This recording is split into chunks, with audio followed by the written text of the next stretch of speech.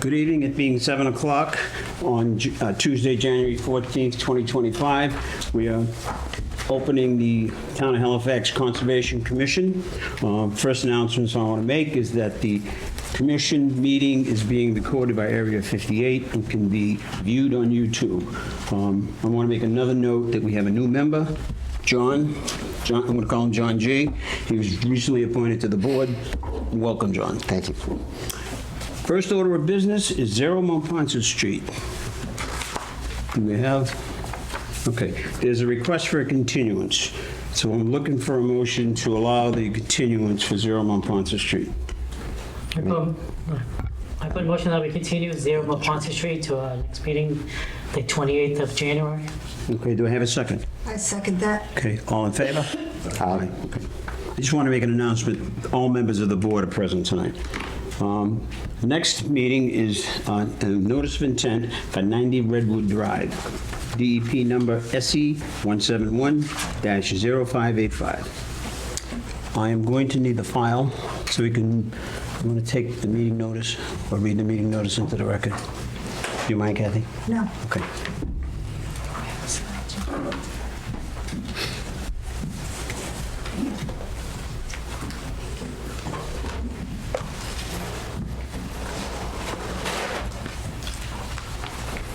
That's right here, right? Yes.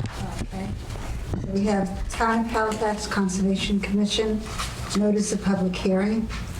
Notice is hereby given of a public hearing conducted by the Halifax Conservation Commission under the provisions of MGL Chapter 131, Section 40, Wetlands Protection Act, and Chapter 164 of the Town of Halifax, the Halifax Wetland Protection Bylaw, on Tuesday, January 14th, 2025, at 7 p.m. at the Halifax Town Hall, to consider a notice of intent submitted by Webby Engineering of Plimpton, Mass., on behalf of applicant William Dyer of Plimpton, Mass., to demolish an existing dwelling and restore the area with loam vegetation within 100 feet of the bordering vegetated wetlands at 90 Redwood Drive, Halifax, Mass., shown on Assessor's Map 75, Lot 10. Copies of the filing are available at the Conservation Commission's office at the Halifax Town Hall per request via email peggyseltzer@halifaxmass.org or by calling 781-590-3872 or 781-293-6768. Halifax Conservation Commission, Alan Diaz, Kathy Evans, Edward Lane, and Paul Doucette. Okay, thank you. I'd be looking for a motion to open the hearing for 90 Redwood Drive. Someone want to make that motion? Make a motion to open the hearing for 90 Redwood Drive. Okay, got a second? And second. Okay, all in favor? Aye. Aye. Mr. Webby. Joe Webby, Webby Engineering. With me is William Dyer back there. And recently, Excuse me, Mr. Webby. I believe that's on the screen, Caitlin? Is- Yeah, want to put it on the screen? Much easier for all of us to see. Yes.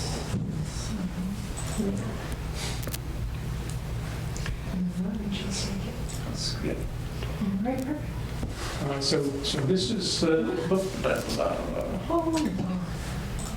Let's see. All right, now you're good to go. so this is the property at 90 Redwood.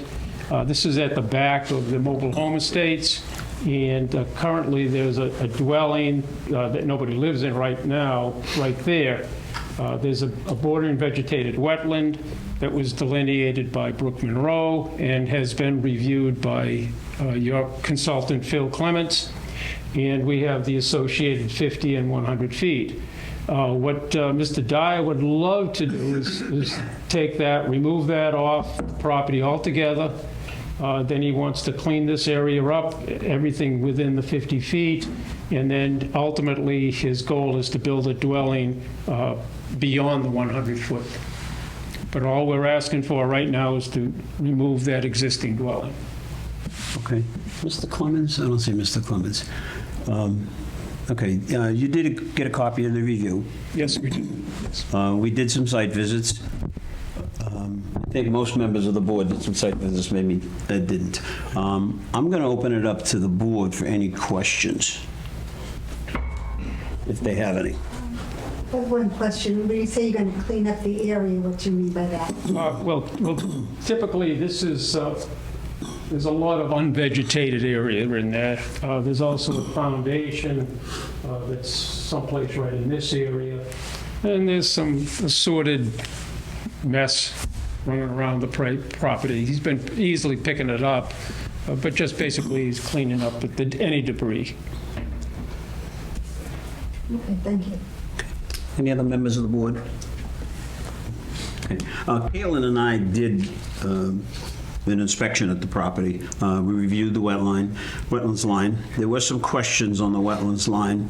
I think we opted not to get it redelineated because your Pine Brook, whoever did the delineation, was a lot more conservative than ours. So I didn't think there was any need to redelineate the line. You agree, Caitlin? I do. Okay. Any questions from the audience? Any questions or concerns? Yes, sir. Just do me a favor, stand up at the microphone.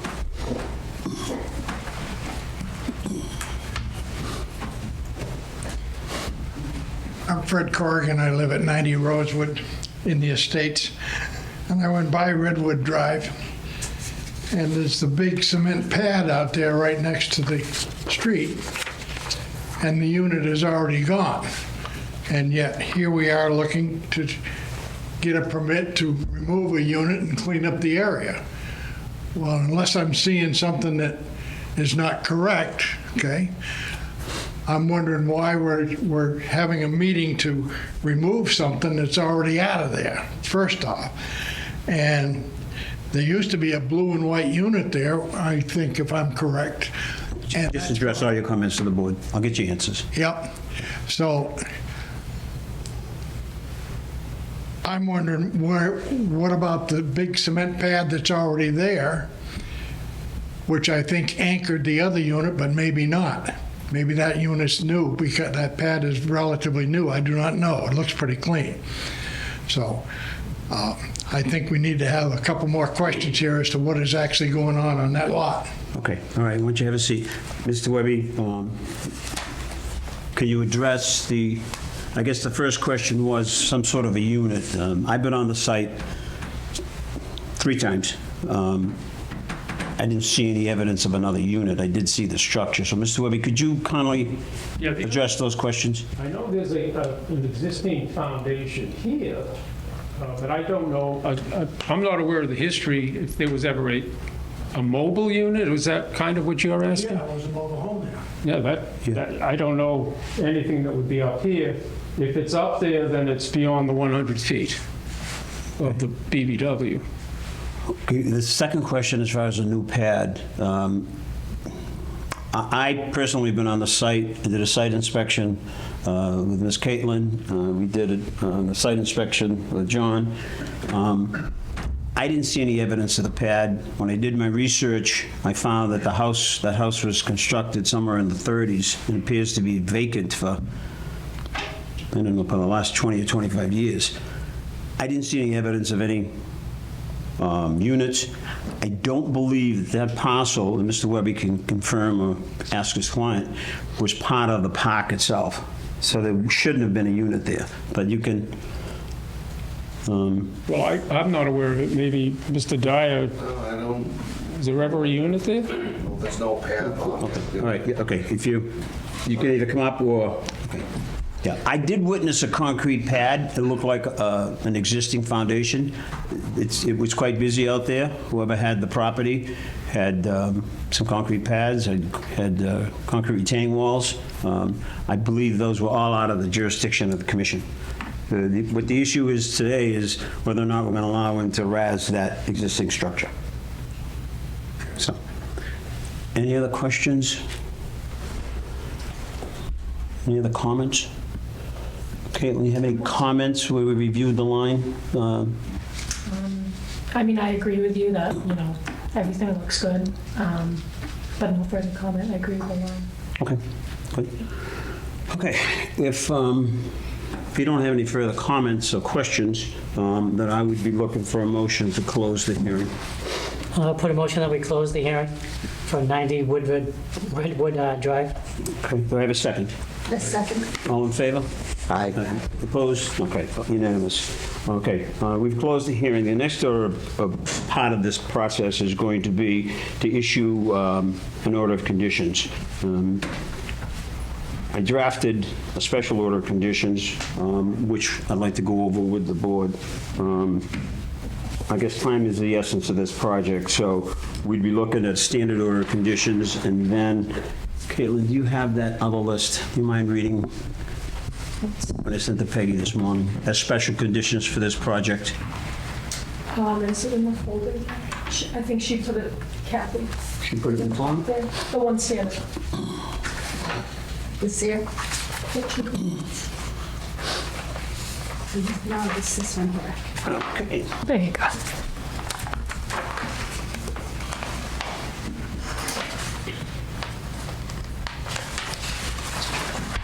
I don't see the special. It's not it. Well, this is the standard order of conditions. Is that attached to this?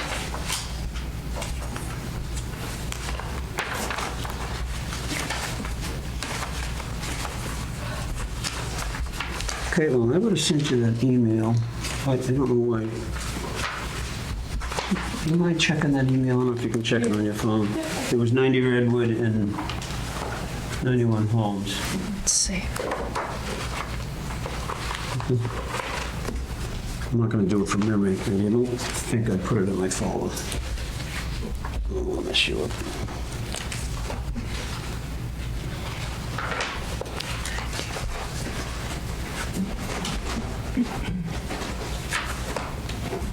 Would you have sent it to me or just I sent it Peggy? to you, yeah, you and Peggy this morning, Okay, probably 8:30. okay. Let's see. Take these out.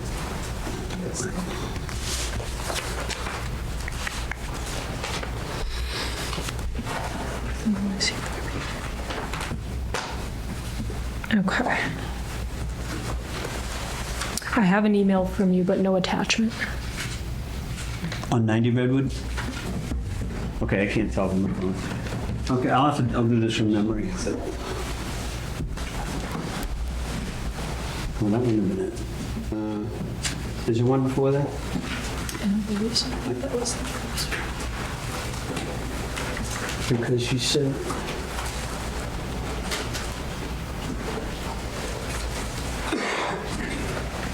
This is a heavy review.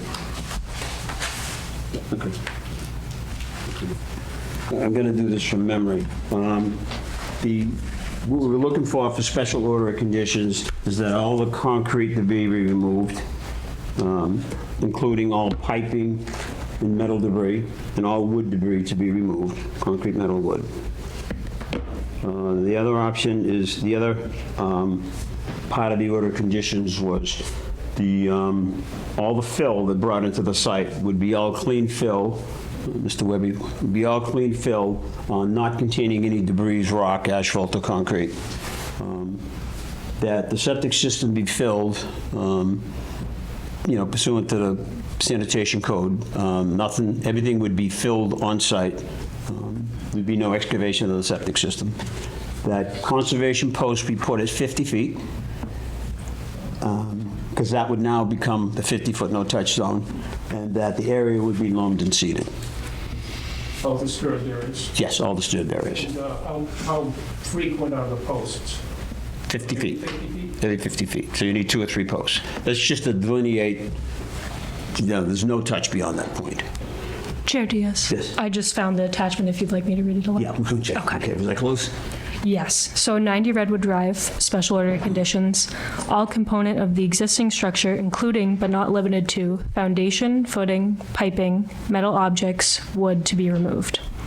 Clean fill to be installed in foundation cavity. Clean fill shall not contain roots, construction debris, concrete, or asphalt. Septic system components to be filled in place with an appropriate fill. An inspection of the foundation cavity is required prior to backfilling. All areas disturbed to be loamed and seeded. Conservation posts to be installed at the 50-foot no disturb line every 50 feet. If everybody's comfortable with that, I would ask that we sign off on the Board of Conditions. She'll print them, and their project can move forward. Anybody want to make a motion to endorse the order of conditions as read? I put a motion that we accept the special orders of conditions at 91 Home Street. Excuse me, you want to have the Oh, regular orders standard orders and special. and the standard orders along with the special orders. We have a motion on the floor. Do I have a second? Second. Second. Okay, all in favor? Aye. Unanimous. Send this.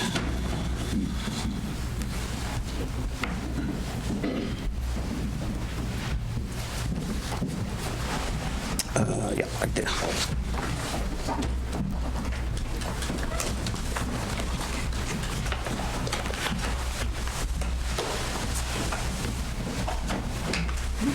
Thank you very much. Okay, thank you. Thank you.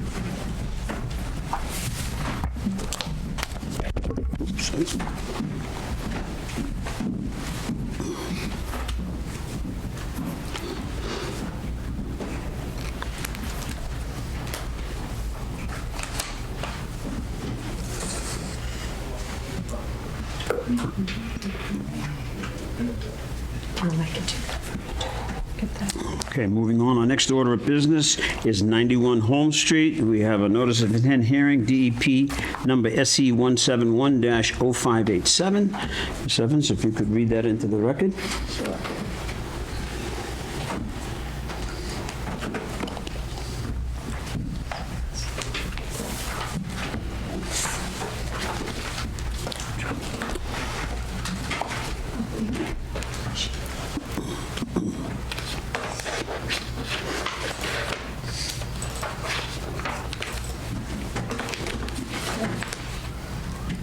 So we have notices hereby given of a public hearing conducted by the Halifax Conservation Commission under the provisions of MGL Chapter 131, Section 40, Wetlands Protection Act, and Chapter 164 of the Town of Halifax, Halifax Wetland Protection Bylaw on Tuesday, January 14, 2025, at 7 p.m. at the Halifax Town Hall to consider a notice of intent submitted by Collins Civil Engineering Group, Inc. of West Bridgewater, Mass.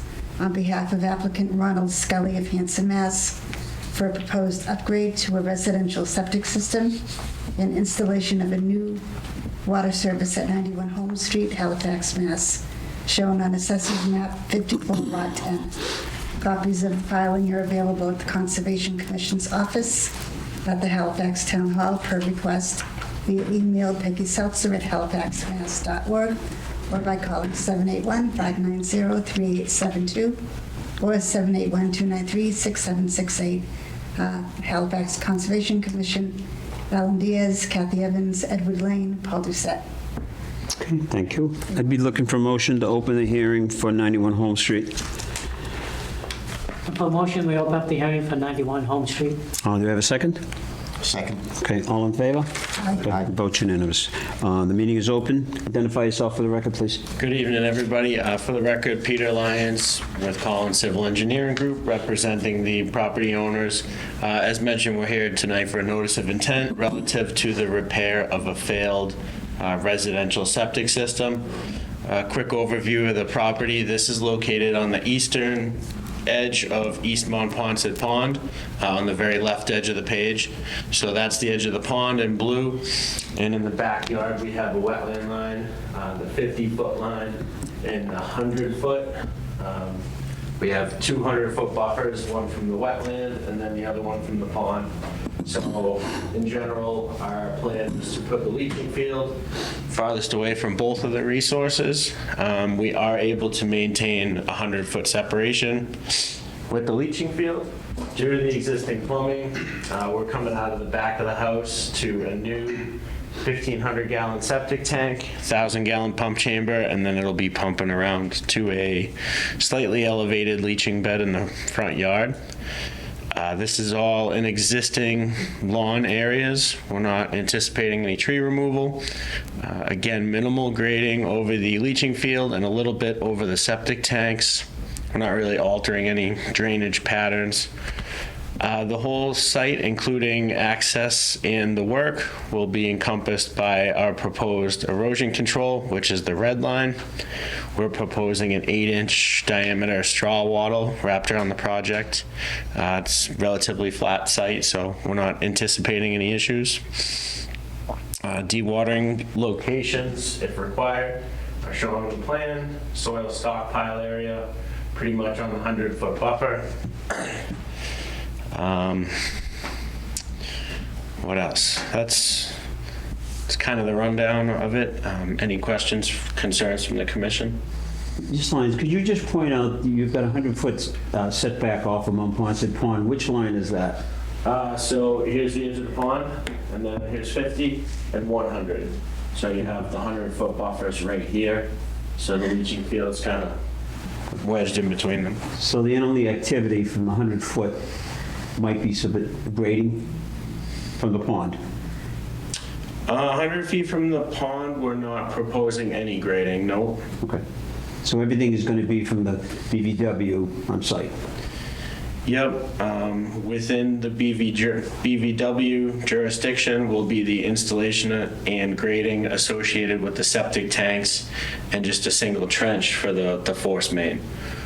The septic, I'd say, almost is entirely out of the 100-foot buffer. It's mostly the tanks and the force main line.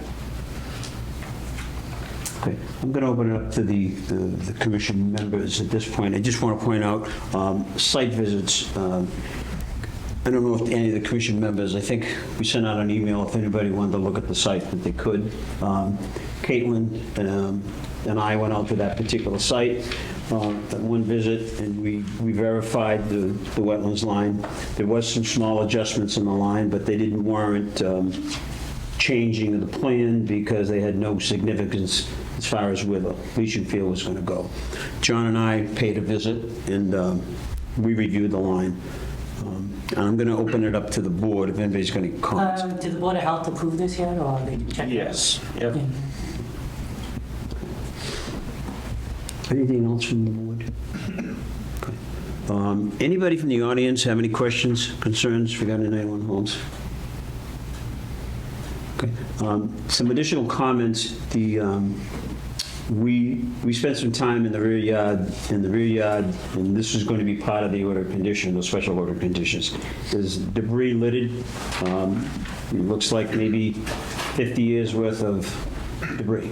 We're going to require that all the paper, the plastic, and all that stuff be removed prior to when we inspect the siltation barriers. It's up to your client if you decide that you want to keep the wood. The wood's really not an issue because you'll get some habitat for some species. But we do want to see all that stuff cleaned up. There's structures that are out in that wetlands area. They've been out there for many years, so we have no jurisdiction on that. But there are some propane tanks and some other tanks that are within our jurisdiction that we do want removed. Sure. Okay. No other comments from the board? Okay, then I'd be looking for a motion to close the hearing. I put a motion that we close the hearing for 91 Home Street. Do I have a second? Okay, all in favor? Aye. Aye, unanimous. Okay. Caitlin, could you just take a minute? I'll be looking for a vote to approve the order of conditions and the special order of conditions, and you can go over them for the board. Gotcha. Okay, so for 91 Home Street, special order of conditions, all litter, including but not limited, trash, paper, plastic, concrete blocks, bricks, metals, etc., to be removed by hand within the wetlands line and the proposed siltation barrier 0 to 50 feet. All debris, as stated in paragraph 1, including tires, to be removed and disposed of from the proposed siltation barrier to the 100-foot buffer zone line, 50 feet to 100 feet. Any and all cut-up wood can remain at the discretion of the owner.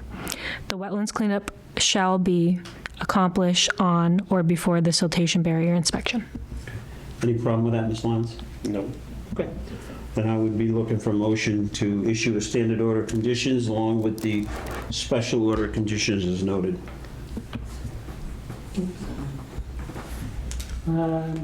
notice of intent for 91 Home Street with the standard order of conditions along with the special order of conditions. Yep. And I'm looking for a second. I second. All in favor? Aye. Unanimous. Okay. I don't know, I think time was of the essence of this particular one because the house is under agreement. Yeah. Caitlin, do you know if she put in the form for us to sign? Is it in that folder? I thought that she did, so the one sticking up. If not, maybe she left. No, she did. Oh, she did? Okay. Good.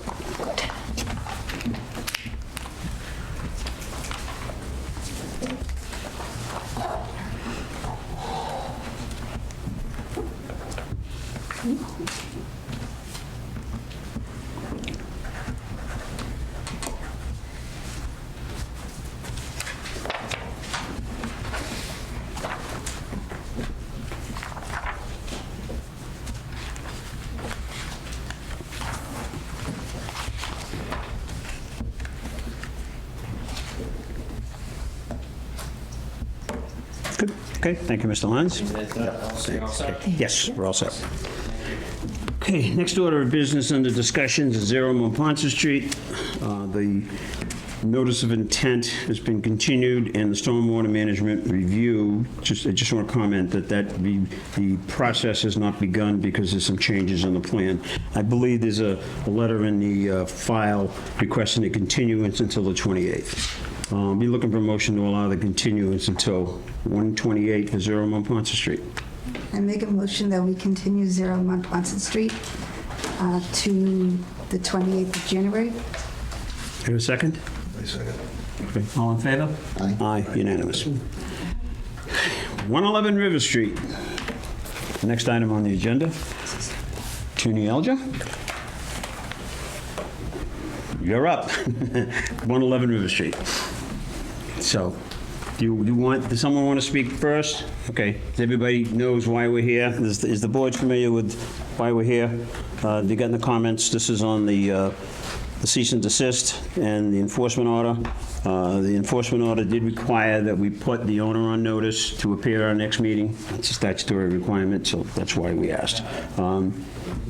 Background on the situation is that the commission feels there's been non-compliance with the reporting. There's been no updates as outlined in the orders that we issued, and we need to figure out how we're going to move forward from here. So, does someone want to be heard on that?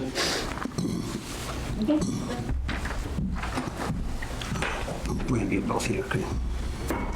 For the record, my name is Susan Jason. I'm with Weston and Sampson, the consultant for the owner on the Lot 1C project, and also a licensed site professional. So for those who may or may not be familiar with that role, the role of the licensed site professional is to direct the environmental cleanup on a state-regulated release, which this situation qualifies for. So specifically, we do understand the commission feels that there wasn't sufficient communication, and we're, already expressed our intent to increase communication, to also work more closely with Brandon.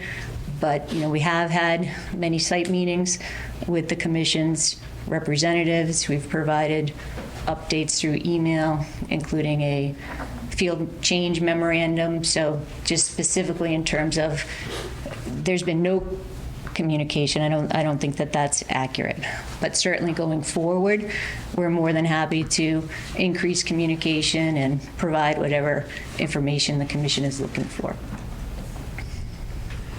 Okay, does the board have anybody on the board have any questions at this point? I've got a few, unless you want to wait. Okay. As you're aware, you filed a notice of intent for a particular activity within the buffer zone. That was excavating 5-foot wide trenches, if my memory is correct, about 3 feet deep. You were going to have a small bobcat and a small excavator to do the excavation. In one of our site visits, we found that on site was a very large front end loader, screening plant, and an excavator. And at that point, we were in the process of excavating a cavity that was, I think, 45 by 69. At that point, and I was out there with Mr. Doucette, we realized that you had encountered more than what you anticipated. We understood that. At that point, we asked, and this is 8 weeks ago, that you amend the notice of intent to incorporate your new findings so that we had a clean paper trail, because this commission has to sign off on this at some point. You didn't do that. I think we waited about a month, and then we finally issued a cease and desist. We have been in contact with Ecosystems to try to find out exactly what was going on. We had a schedule set up that you were supposed to be reporting. That didn't happen. They had no idea. I think they had reached out, and I'll let them speak for themselves. They had reached out, and I don't know how much of a response they got. I think the commission understands where you're at with the project, and you've encountered multiple times more than what you anticipated. But we need to know on the environmental side what is going on. In a meeting with the fire chief, he said that you had some UXOs, for those that don't know, those unexpended ammunition that was detonated. And I said, how'd they do that? Well, they dug a hole and they blew it up. Well, I mean, you're in a resource area. We don't know where that hole was. We were in the resource area. We're in the buffer zone. That stuff should have been moved out of the resource area to a buffer zone, and we don't know where that was. And I don't believe, and Ecosystems can verify this, that they weren't put on notice that you were going to do any more excavation than what you had applied for on the notice of intent. Notice of intent said 2 weeks. So I think that's the frustration that the board has. And I don't know, Brent, if you want to just interject or speak on the amount of communications you've had during this whole period, or the lack of.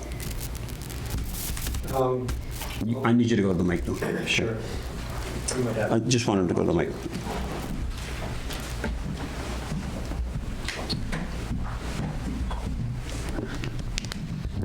Brandon Fanoff, Ecosystem Solutions, your environmental monitor for this particular project.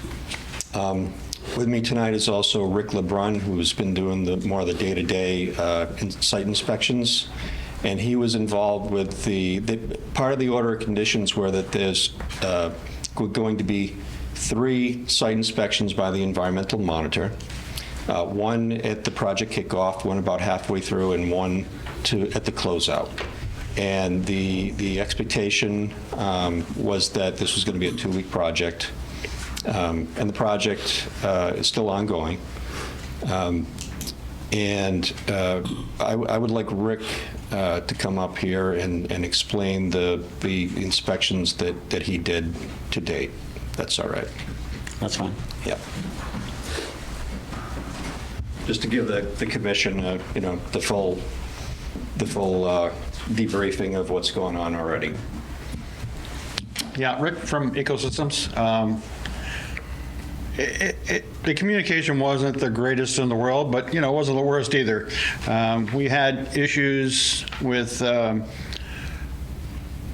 timeline a little bit. We were told this was going to be like a 2-week maximum. Unfortunately, it stretched out to much longer, which made 3 site visits like impossible to really take care of everything that you needed to do.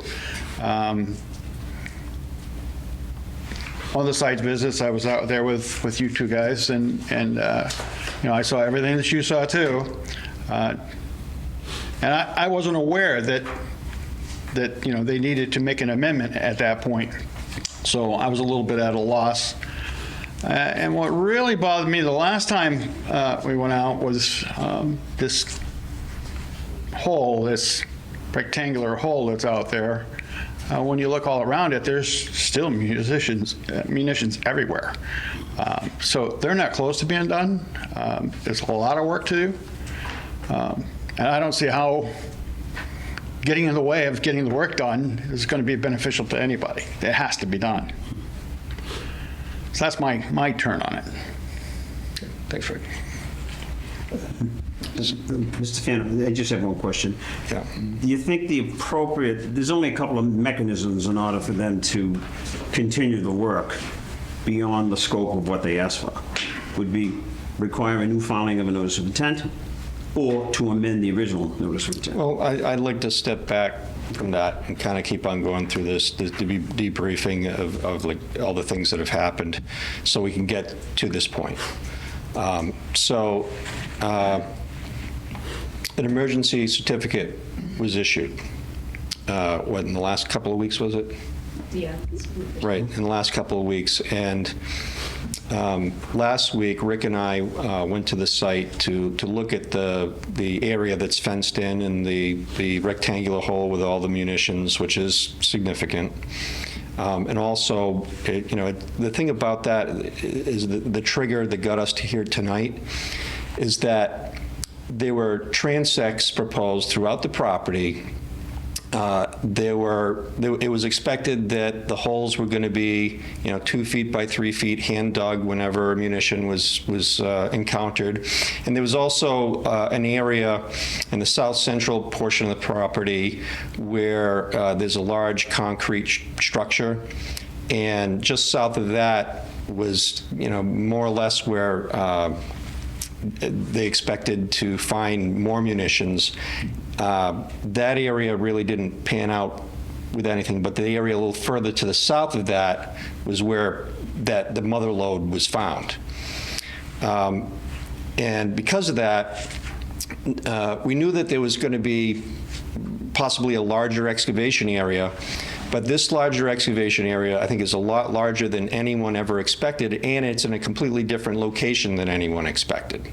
So it triggered the chair, tell me if I'm wrong, to take the actions that you took, because it looks like we were kind of significantly off course from what the order of conditions required and outlined, and was advertised during the notice of intent.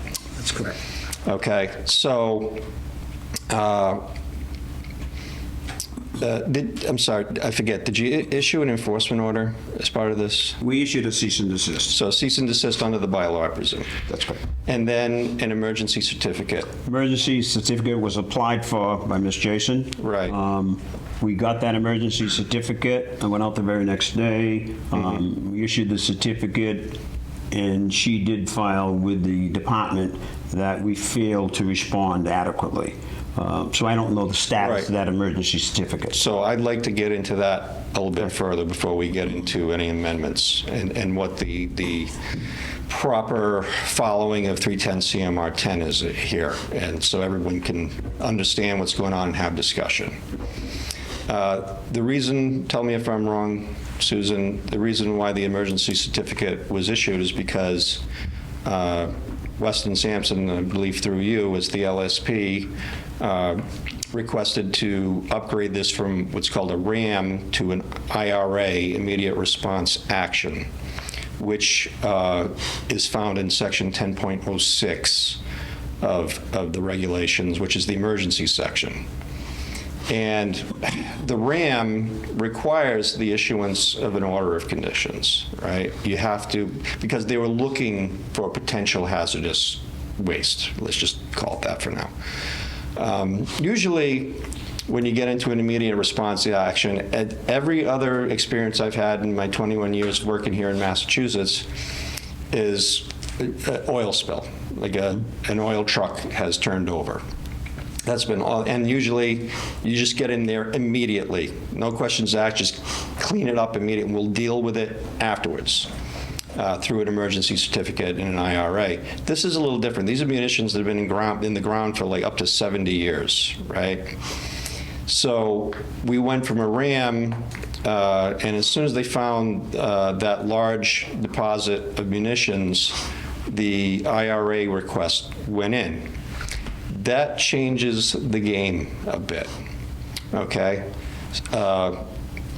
In that the emergency certificate, which I believe has special conditions, yes, it has 10 special conditions associated with it, which was signed by the chair only, unilaterally so far. I think that the emergency certificate is really what should be focused on at the immediate moment, and those special conditions as they relate to the IRA, because up until now, The commission has been operating as if you were still operating through the order of conditions, but the thing is that the IRA does change the game. It changes the way that the regulations work. And I can understand your frustration. It seems almost, disingenuous that they came in for an order of conditions, but as soon as they found some munitions, they asked for an IRA. Through my conversations with Ms. Jason, received it. So therefore, they are able to bypass a lot of, basically bypass the order, the strict reading of the order of conditions to be able to clean up what they need to clean up, basically wherever they want. So I can understand your frustration, but that's what we're dealing with. In my reading, I reread that section of 310 CMR 10 this morning. And one of the things I noticed was that authorization has to be given by the Bureau of Waste Management cleanup. So there has to be authorization for an IRA under that section of DEP. And I wanted to get something on the record from Ms. Jason. So is this, may I ask her a question? Yes. Thank you. Through the chair. So when the IRA was authorized, was it authorized in writing? Was it verbal?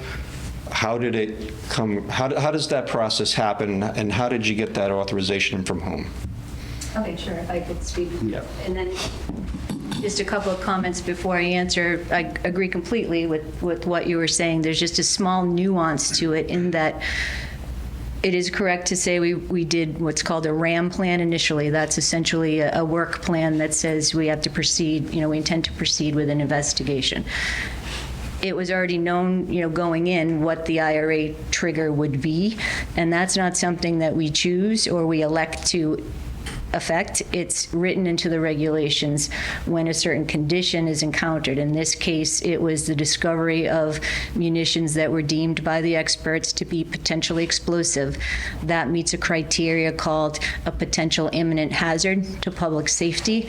So that's not something that we elect or we ask DEP to determine. It's actually written into the regulation that if that type of condition is present, it meets that criteria.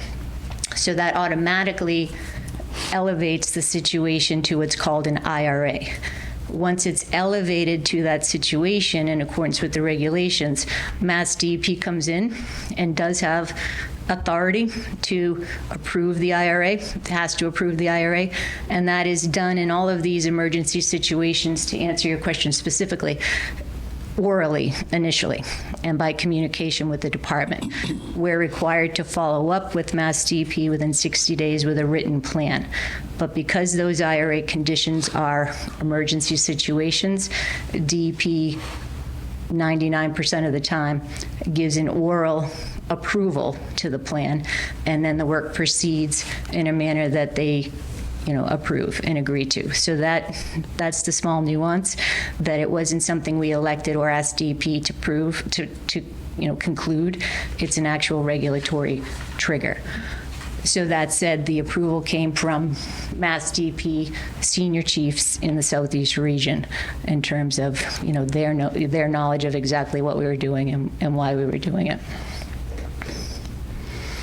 And those actions included immediate, advancement of the project to a removal action to remove the munitions that were found to be unsafe to public health. If I could, who was the senior chief? There's multiple senior chiefs involved, but John Handrahan, who's the senior chief of Southeast Regional Bureau of Waste Site Cleanup, in addition to Len Pinot, who is the chief of federal programs. I've got that in the email chain. Brandon, you have any other questions? Or any? I think you got some more comments. Did I answer all your questions? I forget. Yeah, I wanted to see, I wanted to get it on the record that the IRA was approved by DEP, and specifically by who, and where are we on this process? Is it just verbal? Is it written at this point? And where you are, you haven't done your written plan within 60 days yet? We have. You have, it's been submitted, okay, so that's another thing to get on the record. So how does this change the process? And how do you think this changes the process? That's what I should say. In regard to the IRA? Yeah, in the order of conditions and the emergency certification, and who's in control at this point? Well, and one nuance in regard to that, the emergency certification process, again, is not something, we are required to copy Mass DEP within 24 hours. So to speak to a comment that the chair made, that's something that we are required to do. So it wasn't due to non-action by the commission. We notified Mass DEP that we intended to meet with the commission, but we have an obligation to notify them within 24 hours of notifying the commission unless there's been a formalization of the emergency certification. So again, that was done just in compliance with the regulations, and Mass DEP was aware that we intended to meet with the commission. In regard to how we proceed, that emergency certification, essentially acknowledges the work that we need to do to continue to protect public safety by removing the munitions that are still present at the site. So there's several operations that are, still ongoing to process what had already been found, but there's still some removal that has to be undertaken to still, remove the munitions that are still present in and around the excavation area. Okay. So Yes. So Susan, does the IRA now supersede the Conservation Commission's order of conditions and the emergency certification associated with that? Is the commission, in your opinion, working off of now this emergency certification or something else? I think it's both. I think the emergency certification allows the work that's required under the IRA, imminent hazard, to continue for the period of the emergency certification, but we do still need to work with the commission to move forward to close out the order of conditions, and we recognize the commission has asked for an amended, we believe, an order of conditions, I think, and that's something we can go over. Yeah. So we've already started work on that, and we're putting those details together. Some of the questions we have are just specific to what exactly, some clarifications on the special conditions of the emergency certification, which includes that filing. But in general, I think it's both, that we need to continue to work under the emergency certification and also concurrently work to, fulfill the rest of the order of conditions process to the certificate of compliance with the commission. So it sounds like the good news is that you are agreeing to file an amended order of conditions? Absolutely, and we just have a few questions, which I've mentioned to Brandon in terms Just to of clarify, clarifications. I requested an amended notice of intent. That's what I requested of you. Actually, And, maybe I'm off based on my research. I think the amended notice of intent would encompass all the work that you need to do. We're not really interested in how many bullets you take out of the ground. We're just interested in where you're going to take them off, where you're going to take them out. You're not going to blow the bullets up in a resource area. The rest is pretty much your ballgame. And I just want to point out for the record, we were in no email chain notified of your IRA. We weren't even notified of the RAM plan. And I think that should have been important. And I understand procedure-wise, you're only required to notify the Board of Health. But you had an application pending in front of the commission, and you failed to notify the commission, A, of the RAM plan, and then you failed to notify the commission of the IRA. And we have tried desperately to try to work with this to get this project moving forward, because none of us want to see any more contamination in the site. So, but we haven't heard anything. So we'll do the research, and if I have to go to council, I will, on whether or not we're going to work on an emergency order, or if you want to drop the emergency order, because you're going to be required to work on an emergency order with the conditions. And if maybe I'm wrong with the amended order of conditions. I thought that was the easiest mechanism. there is actually no such thing as an amended notice of intent. It's just a new notice of intent. So under the amendment, well, there's three things can happen when the project is changed from the strict site plan and order of conditions that was issued. the applicant can ask for something called a minor field change. Something, it's minor, right? And the commission just gives its assent, yeah, this is minor. This is something that we would approve if it came in right now for a certificate of compliance, we would still say that it's in substantial compliance with the order in the plan. The second thing that can happen is the change is significant enough that the commission as a whole says, we're starting to get off track, but we're not so significantly off track that this is a completely different project. We would like you to amend the order of conditions, and there's a process associated with that. You have to notify all the abutters. Again, you have to put the ad in the local paper, and you have to have a public hearing. And the commission will then have the hearing. The applicant presents what the changes are, and the commission decides whether or not it's acceptable, or if it's so far off from the original that you just think that a new notice of intent is required because it's so different. All right, so those are the three things. So minor field change, amendment, or brand new notice of intent. So when you said amended notice of intent, Mr. Chair, were you thinking about amending the order of conditions, or this is so different that you think this needs a brand new notice of intent? In looking at it, we didn't want to put them in a position to hold up the process. We have winter months coming. It's going to be very difficult out there. It's brutal out there. And my thought process was, if they amended the notice, then we could approve that. There's no question that if you go, this is not a minor field change. It's quite significant. But I don't think the commission wants to hold up the project while they file a new notice of intent. Maybe I'm wrong there. I agree that filing a brand new notice of intent would be longer than amendment, which is still not short, but it's the better option. And they have the emergency certificate, so they can continue working during that process. What wasn't really clear with the emergency certification is, and what kind of triggered this was, I got an email, I think last weekend, it opened Monday morning, with some indication that they were going out there to excavate more materials. This was after they were served with the cease and desist. Right.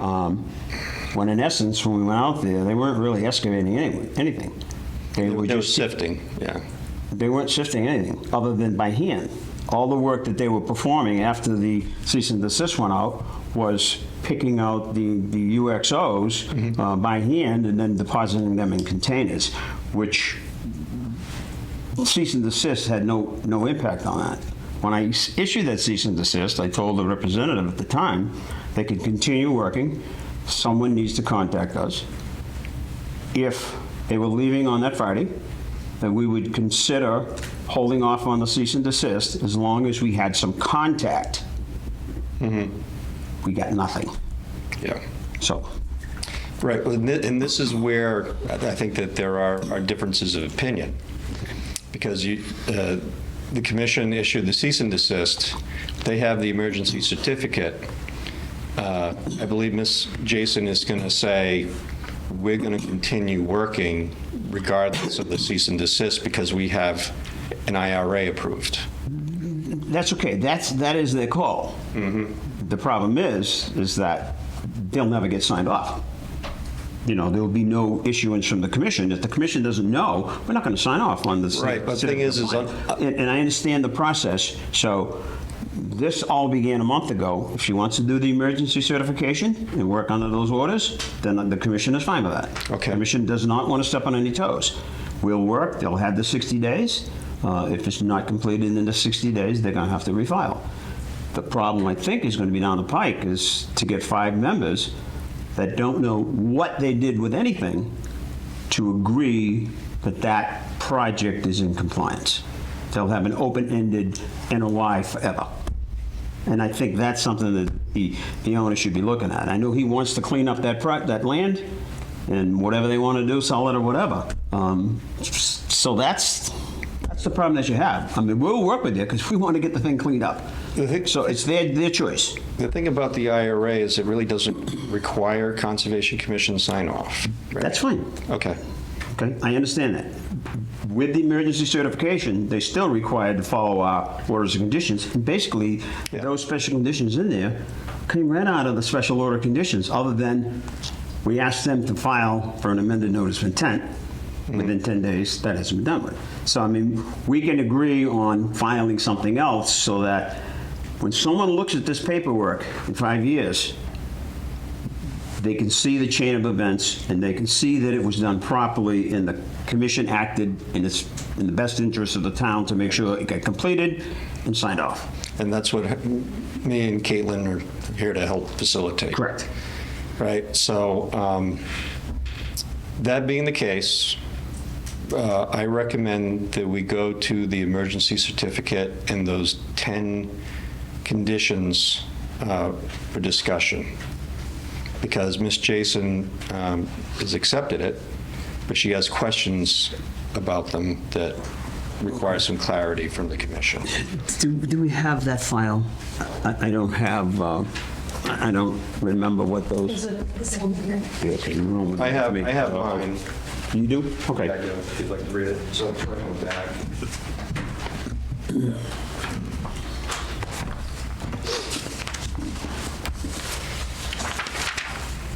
Yeah, and I'd also just like to Just add- hold on a second.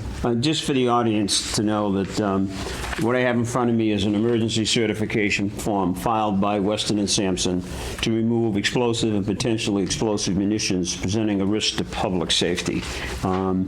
This is an emergency order based on their anticipation or their filing with the Department of Environmental Affairs, the Bureau of Waste Management, Yep. that this ammunition had to be removed right away. So you file this emergency certificate. Basically, I'll read this, and then we'll go through them one by one. The special conditions, bear in mind that the emergency certification is only good for 60 days. It's only good for 60 days. The conditions were no fill to be stored within 100 feet of the wetlands without adequate erosion control measures in place and acceptable to the Halifax Conservation Commission. No construction site bury holes should be located within 100 feet of any wetlands. All disturbed areas to be loam seeded or hay mulched as deemed appropriate by the Halifax Conservation Commission. No spoils of construction materials or equipment to be stored or placed or operated in the wetlands area. The applicant shall follow the requirements of the project safety plan submitted by Weston and Sampson dated September 18, 2024, which is attached to this order as part of the special conditions. The applicant shall submit funds to the environmental monitor, who shall work for and report directly to the Conservation Commission. The environmental monitor shall be procured via Mass General Laws, Chapter 44, Section 53G. The applicant shall send weekly reports in the form of an email at a minimum with pictures to the environmental monitor, who shall compile and report. For the record, applicant shall use any and all forms of communications to remain in close contact with the environmental monitor during the active phase of the project. Areas of excavation shall be located on a plan with GPS technology. An amended notice of intent requested on 11/11 shall be filed with the commission on or before 1/18/2024. Any and all conditions stated in the order of conditions and special order of conditions will remain in full force and effect. What questions do you have? A couple, but I'd just like to make a statement first. In regard to the IRA, just for clarification, it's not something that, again, is elective. The landowner, once the conditions that were deemed to be an imminent hazard were encountered, it's the Mass General Law and MCP regulations that define what an imminent hazard is, and there's a responsibility to act to abate it. So the reason for the work and the reason to continue work and to act quickly is actually a regulatory requirement and is driven by the state level regulations we're working under. The immediacy of it is actually recognized in the regulations, so Okay, it's not let's- elected by us. Okay, let's move on to the, Okay, I just wanted to make that clarification because I think we all it's been understand, we'll stated a do the couple research. times that We it's understand choice. what the IRA plan does, the Bureau of Waste Services, or what? Bureau of correct? Waste Site Cleanup. Okay, they have precedent over wetlands, they have precedent over us, we understand that. I don't want to get into debate whether or not it's an imminent hazard, the stuff's been there for We're not 75 debating, years. I'm just So let's clarifying. stay online with these orders so we can move on. Okay. So number one, which it relates to the erosion controls, and again, we can go through details in this meeting, or we can work with Brandon. Just specifically, it says, to the approval of the commission. Would just like to know exactly what those controls, what type of control you're looking for and in what location. Generally understand where they should be, but if there's any difference, given the current conversations, we'd just like to know that, and we'll be sure to make sure that those are installed, and then during the regular, visits to the site, they can be inspected. Okay, I'm going to answer the question for the board. Basically, you excavated 400 or 500 yards of materials. When we found that out, I asked, and you complied with the fact that you put erosion controls around those piles so that nothing would siltate into the wetlands, any further into the wetlands. That's the purpose of number one. I don't expect you to do erosion controls around your excavation. It's where you're stockpiling materials. That was my suggestion then. You guys complied with that, so we're okay. So that's your excavated materials. And I believe you said, Mr. Chairman, that straw wattles were okay as opposed to silt fence? Correct. We would prefer straw wattles versus Well, we friction. actually use filter stocks That's fine. That's with the 12-1%. commission's approval at the time, yeah. Okay, so we'll continue to maintain those in the locations that they're already installed. Number two, we're just asking for clarification because we're not sure what a bury hole is. The item says no construction site bury hole shall be located within 100 feet of any wetland. I just want to understand what that terminology In my means. conversations with public safety, it appeared that when you found the UXOs, you determined which ones had potentially live. You dug a hole, you put them in, and you blew them up.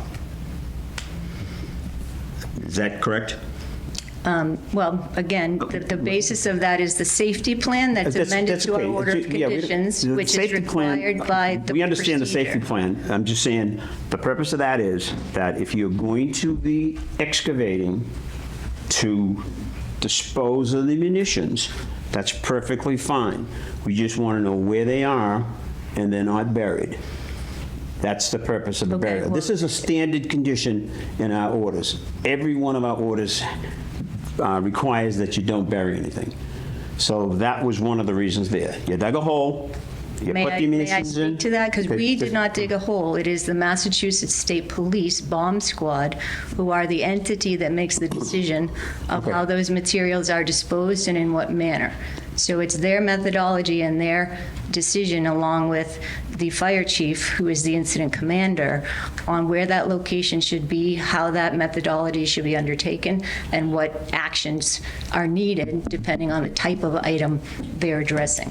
So it is true to say that. I disagree, and we're going to be going on for hours. We don't want any holes in the wetlands area. That's our jurisdiction.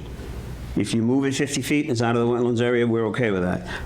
The bury hole is, if you dig a hole and you're going to put the munitions in, then someone needs to clean it out. I was under the impression that you dug a hole, you covered it, and you buried it, you blew it up.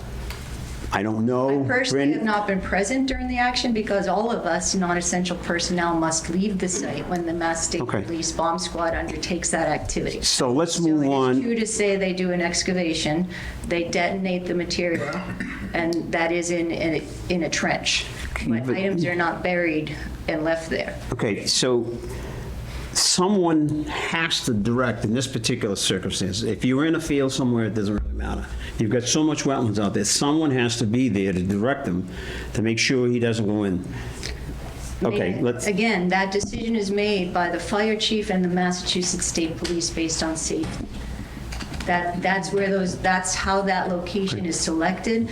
It's not done by us. We don't have any bearing on that decision, and it depends on the items that they're addressing. And is it true to say that that is happen or will need to happen in an area that the commission has jurisdiction over? Yes, I think so, because the majority of the land is, if not BVW, it's bordering land subject to flooding or buffer zone. But none of it has occurred in the BVW, but it has occurred in the buffer zone. And we don't have a problem with that. I don't have a problem. I don't think the commission has a problem with that. That's the definition of the bury hole. So that's what we're not looking for. If you're telling us you're not going to bury anything, then we're fine with that. Let's move on to number 3. Well, which is your next one? All disturbed areas shall be loamed, seeded, and hay mulched as deemed appropriate by the Halifax Conservation Commission, which we don't have any issue with whatsoever.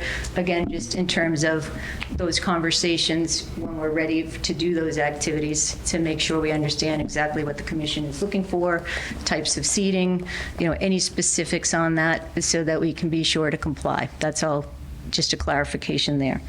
And that may be something that we work with Brandon on later on. I'm not sure, but we're not ready to do that work yet. I believe in the memos, and I think Rick it's one of his memos, he suggested, or there's been some suggestion as to what they wanted out there when you dug it up. There was some sort of special seed that you could put on it that might not germinate now, but we knew it was going to germinate. And I think those... Winter rye. Yeah, winter rye. I know that's in some of the communications, and best that I recall, you were looking to put some additional materials on the roadway in, which we agreed with because it was so muddy. And I think it was in that same chain of email. So I think that's already in place. Okay. The entire fenced-in area and even the approach off the road is completely rutted up and just dirt, so eventually all that's going to have to get seeded, in my opinion. The roadway in itself, we addressed that with her at the original meeting because some of us are a little familiar with the site, so we knew that road was going to mud up. It didn't seem to be a problem. It's not so much the road itself. As soon as you get off the road, as soon as you take the left to go down to where the work's being happened, that area is all... Okay, that area will all have to be seeded. Yeah. I think that's a given. Am I correct? We don't have a problem Okay. with rectifying basically area all that's had to be traveled, yeah. All disturbed areas will be loaned to seeded. That's fine. That's fine, yep. Sorry, where are we? Number 4, no spoils of construction material, or equipment shall be stored, placed, or operated in the wetland areas. Again, there's no intent to store any construction materials in the wetland. There's no intent at the moment to operate any equipment in the wetland. However, we're not done with our excavation work. We're not done with the munitions removal. And depending on our findings, there may be a need to expand the current excavation. We don't know of that reason at the moment, but it's a conditions-based removal action. So if materials are found, we need to follow those materials until they're removed. Okay, I'm just going to disagree. We have photographs. The material that you screened had many large cobbles, which are not a problem. You had stumps, you had construction debris, and you had concrete. We have the photographs if you want to see them. So what we're saying is, when you get that stuff, I don't think the commission has a problem with you store it in the buffer zone. I don't think you have much alternative. But that was the purpose of that. You currently have piles of stumps on site, and you currently have stones and cobbles that came out of the screening plant, and you also have concrete pipe, metal barrels, and metal debris that are stored. Temporarily during the work, yes. That's the purpose of this.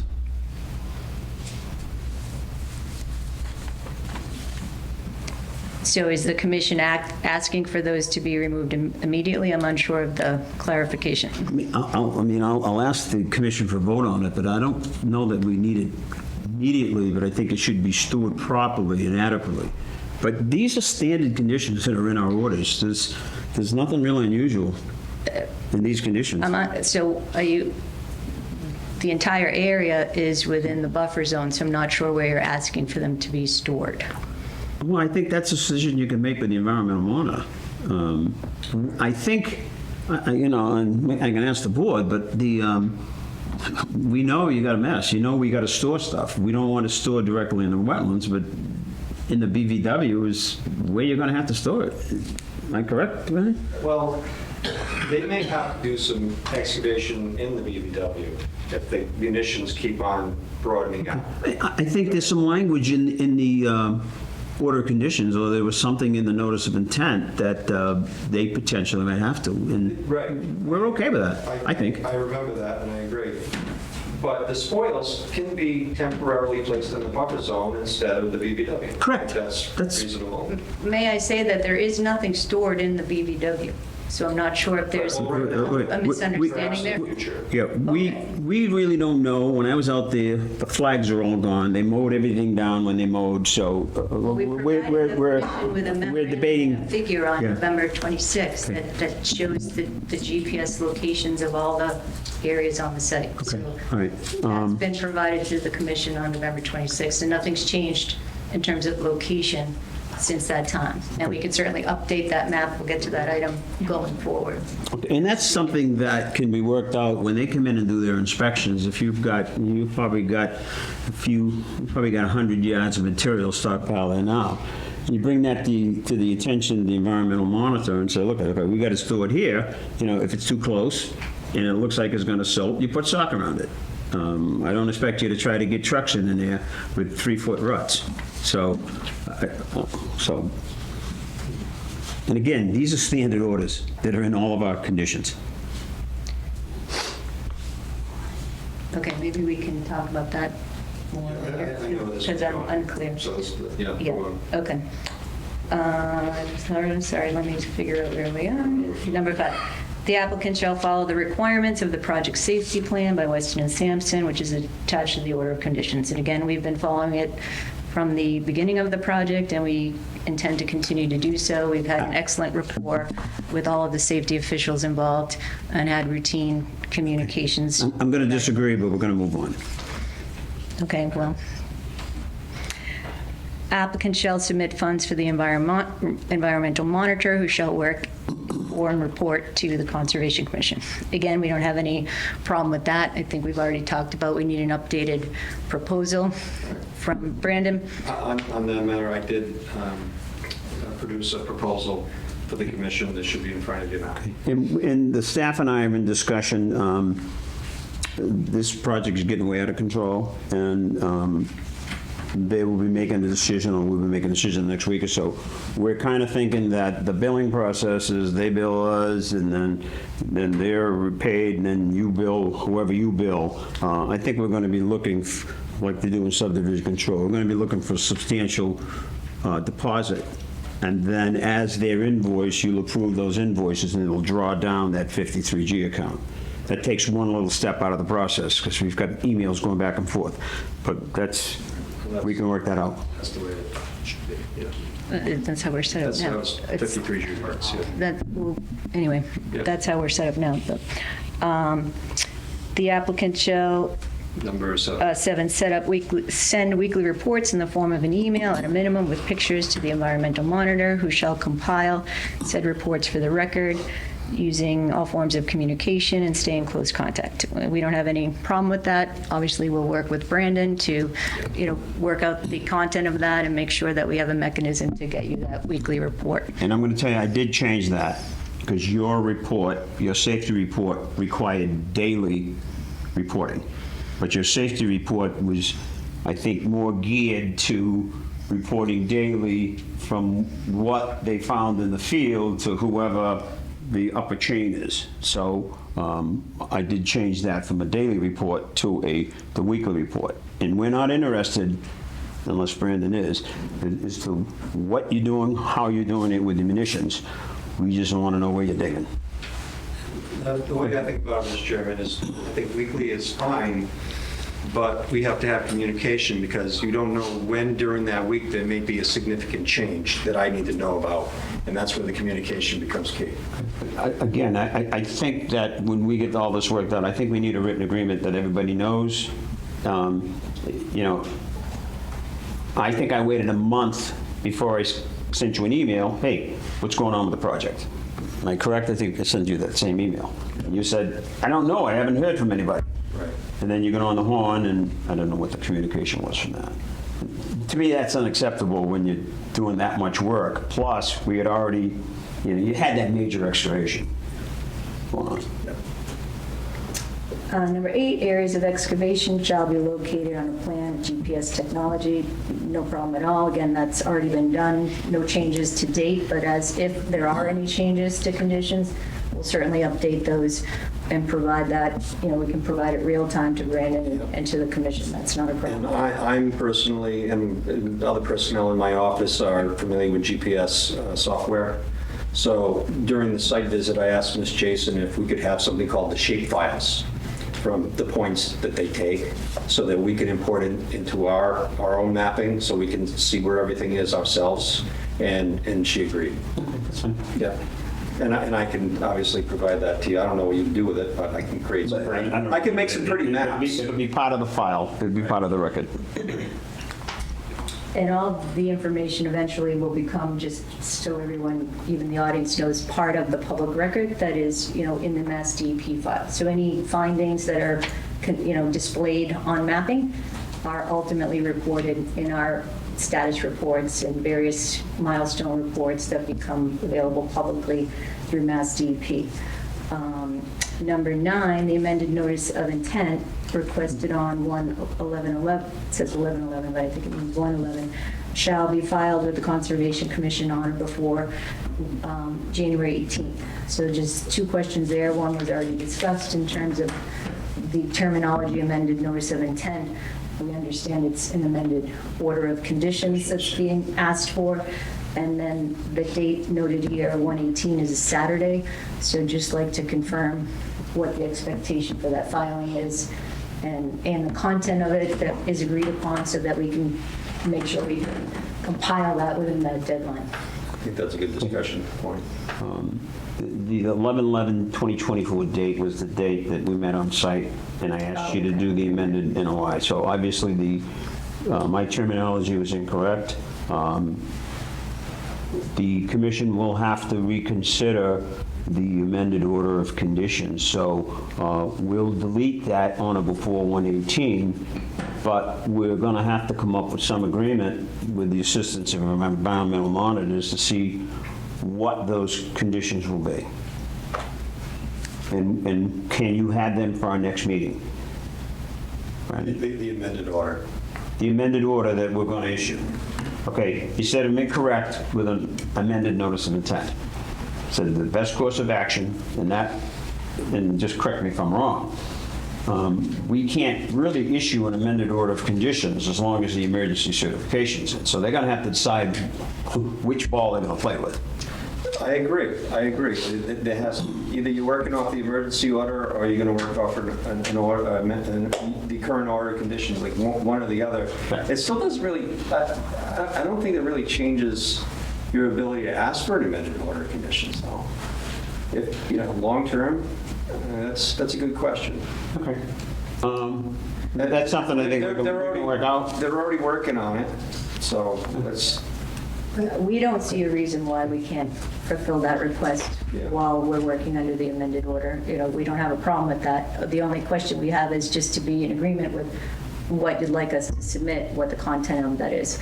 We generally would assume it's a letter describing the changes, an updated site map, whatever the content is that will meet that requirement. Okay, We've already started working on it. I think this answered it. I was just going to say that the amended order of conditions would be something we would want, just for the records. Correct. Okay. Yeah, very good. So I think that we can work, you can come up with some proposed orders. You did the original order of conditions and the special order of conditions. I reviewed the INRAD, so I've been on this since day one. Okay, so we can review that, come with some general consensus, and then we can present that to the commission when it's ready. For your consideration. But emergency certification or order of conditions, somebody's going to have to make that decision.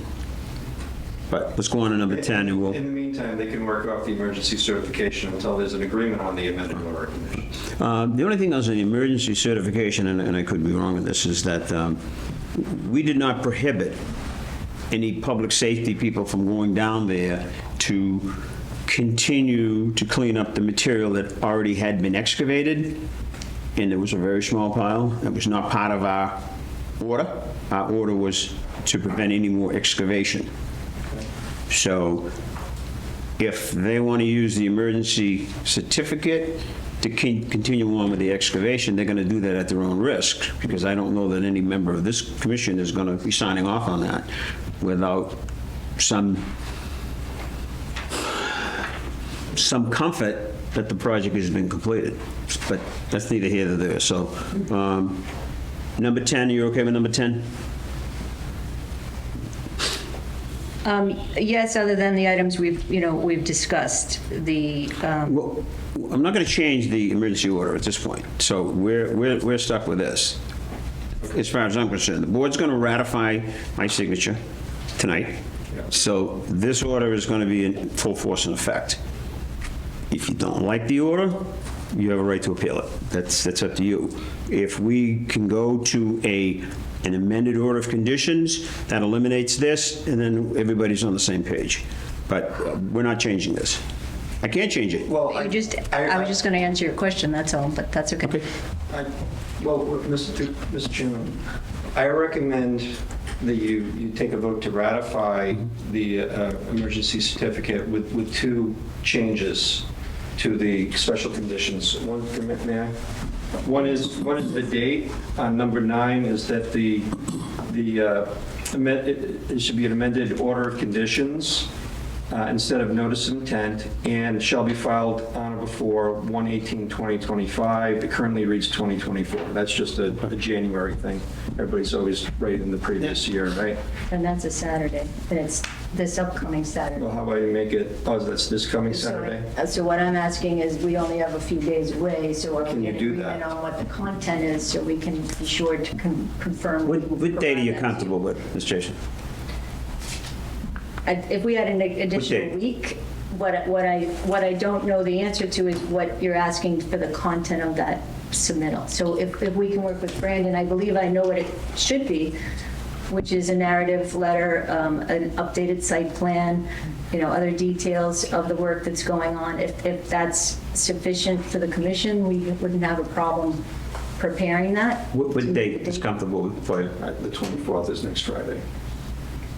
Yeah, I think that works.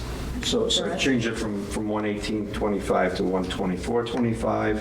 As far as the content, like Ms. Jason said, it is a narrative. There's a letter that is accompanied with the amendment request, and they're going to explain all the changes that were made that are now requested, and there's going to be a change to the site plan. And on the site plan, I would also recommend, you're going to show the immediate area where you're working, but you don't know how far you're going to go out. So what I'm going to say is, on that, can you put a projected, like, circle or ring around Work area, it? sure. Yeah, projected. Do you really think at this point we need site plan?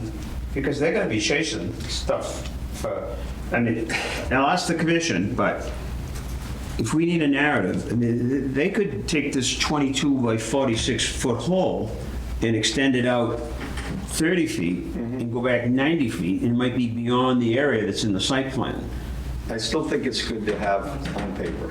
Fine. And then that gets recorded with the deed.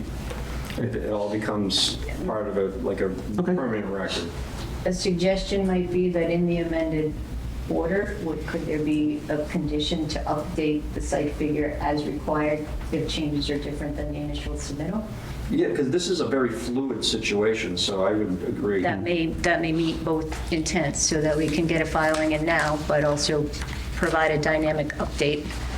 It may stave off future amendment requirements.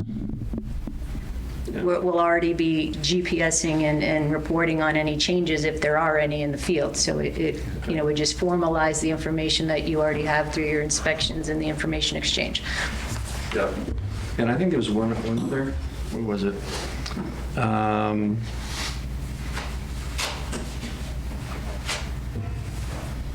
Just a moment. The date. No, that was it. Just those two things, to change it from notice of intent to order of conditions, and 1/24/25, and ratify emergency certificate. Okay, if you're done, I'm going to open it up to the board. If you've got any questions. We had a quick couple questions that doesn't pertain to conservation, but what do you do for public safety? You're finding all these things out there. You have someone there 24/7 watching it? Because guys ride their four-wheelers and everything else all around that field, left and right. What's going on with the safety issue there? We have the area fully fenced with chain link fence Okay. at the moment. And, when the team leaves the site, if there's been any findings of munitions on that particular workday, they're secured in the magazine. For those who may not know what that is, on site as part of the plan for the work, there's a safe, if you will, that was brought at the beginning of work, and that's been routinely used to contain any materials that are suspected or known to be potentially energetic. So that has not changed at all. So any items that are found that are of concern are immediately placed in there during the day. And so nothing is left on site, and the area is, enclosed with a locked fence. So this all the this time. fenced-in area is very large, because where you're going to go in the future? Because there's obviously possibly something in the ground right there. And It's very large. And Okay. again, that's actually already been located and is on, I believe, I can provide it if it's not, on the plan that was provided on 11/26 to the commission. I'm not sure if we had located it yet, but we have that GPS located, so that can certainly be provided. So you can see exactly where that fence is, but it is very large. It encompasses both the excavation area and the work zone that they're handling any munitions within. But Ed, the hole, the rectangle. Yeah, that's my next. It's not like it's in the middle of that fenced-in area. They can expect it. It's in a corner. So that fence The fence will move. might have. The fence will move with if there's an advancement of the edge of excavation, the fence will move with it. So it will always be contained within a fence. And they're not far from the BBW. So with this large excavation, when you first started doing it, did you do, I'm looking at a time frame. Did you do it before you put in for the IRA, or did you do it after this large excavation effort? After. It was essentially through the original investigation plan, the transects with metal detectors, a high density of what we refer to as anomalies. So a lot of findings, a lot of indication that something metal was in the ground came out of that transect investigation, which led to the determination by the UXO team that there was actually buried munitions there. We didn't know how much or to what degree until the work started, but it was that finding of energetic munitions that triggered the IRA, which provided the approval to go in and do the removal action. So that's the course of the events. And when the state police come in, take the hole and ignite this thing, can you tell them to leave a marking in the area so you can go back, cleaning out, then? We actually know exactly where it is. We've been locating it with GPS Okay. each time. And we do have an obligation, just to speak to that, under the MCP regulations, the state cleanup regulations, to look at that area when we're done with it, make sure we haven't actually caused contamination, if you will, by managing those munitions. So that's an element of the work that we'll have to do. Has there been testing done to see if there's already exposed areas from contamination in that area since you're out there? Or? We've done a lot of testing, an incredible amount of soil testing. What's some of the results? Can you share? We actually have found very, very little, to be totally That's honest. good. The majority, I believe, I don't know the exact number, but probably over 60 analytical samples, and each sample is run for a number of different analytical parameters, including explosives, perchlorate, which can come from munitions, metals, VOCs, so a suite of analytical parameters, and we've found just about non-detect, what we call non-detect, or no findings in the majority of samples. We've had a very little detection in a couple of them, but all of the results are under the standards that the state establishes for soil in those locations. So the chemical concern is If you don't mind, some of the acronyms, VOCs, we call volatile organic compounds, which are typically gasolines and fuel oils. So yes, yeah, thank you. All right, thank you, that's Mike. I just have one question. Okay. The photographs that we sent the last time, are they on that R drive or whatever drive it is? Don't think so? If not, don't worry about it. There's plenty of photographs at the office that shows the area. The area is all fenced in. There's photographs showing the debris, the pipe. All those did go into the office. I apologize for not having putting it on the hard drive. And this picture's showing the ammunition, so. Yeah, I wish the town probably give a notice out saying, don't go in this area at all. You know, some people go through fences. This one does have 3 DEP signs on it. Yeah, but I wish like the town of Halifax brought it to the public's attention a little more, saying, stay out of this area. I can tell you that I had multiple meetings with public safety, and their opinion was it's an area that's hunters have used for years, and they had no control. State police had a little different take on that, but our people said there's hunters, they've been going there for years, they could not stop them. Yeah. So, John, any questions? Questions. Okay. Kathy, any questions at this point? No. Paul, any questions? Caitlin, any questions on this? Okay.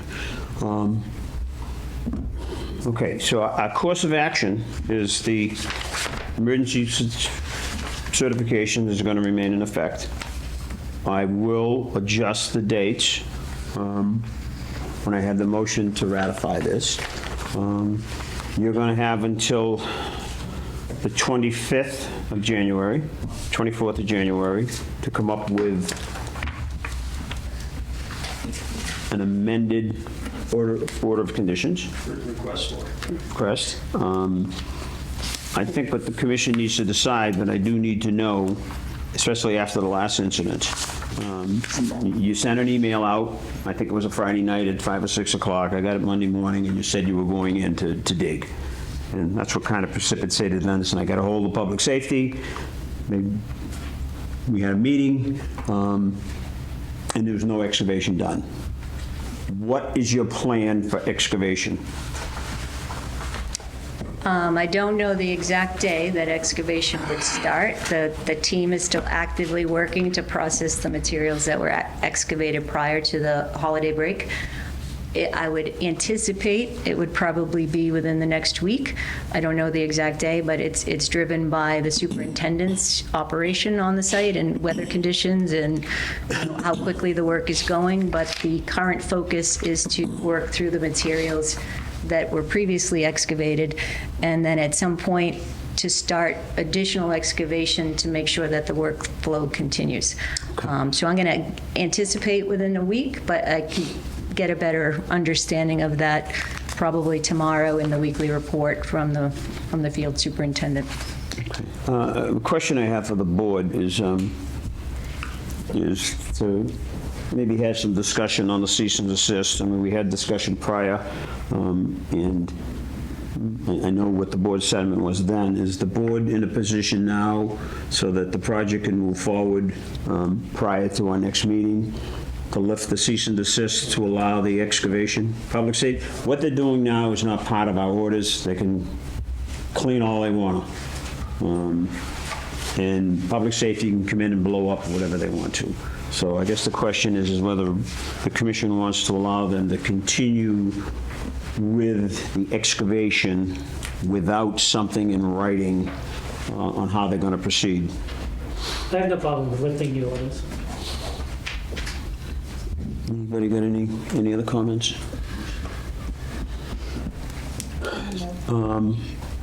Okay.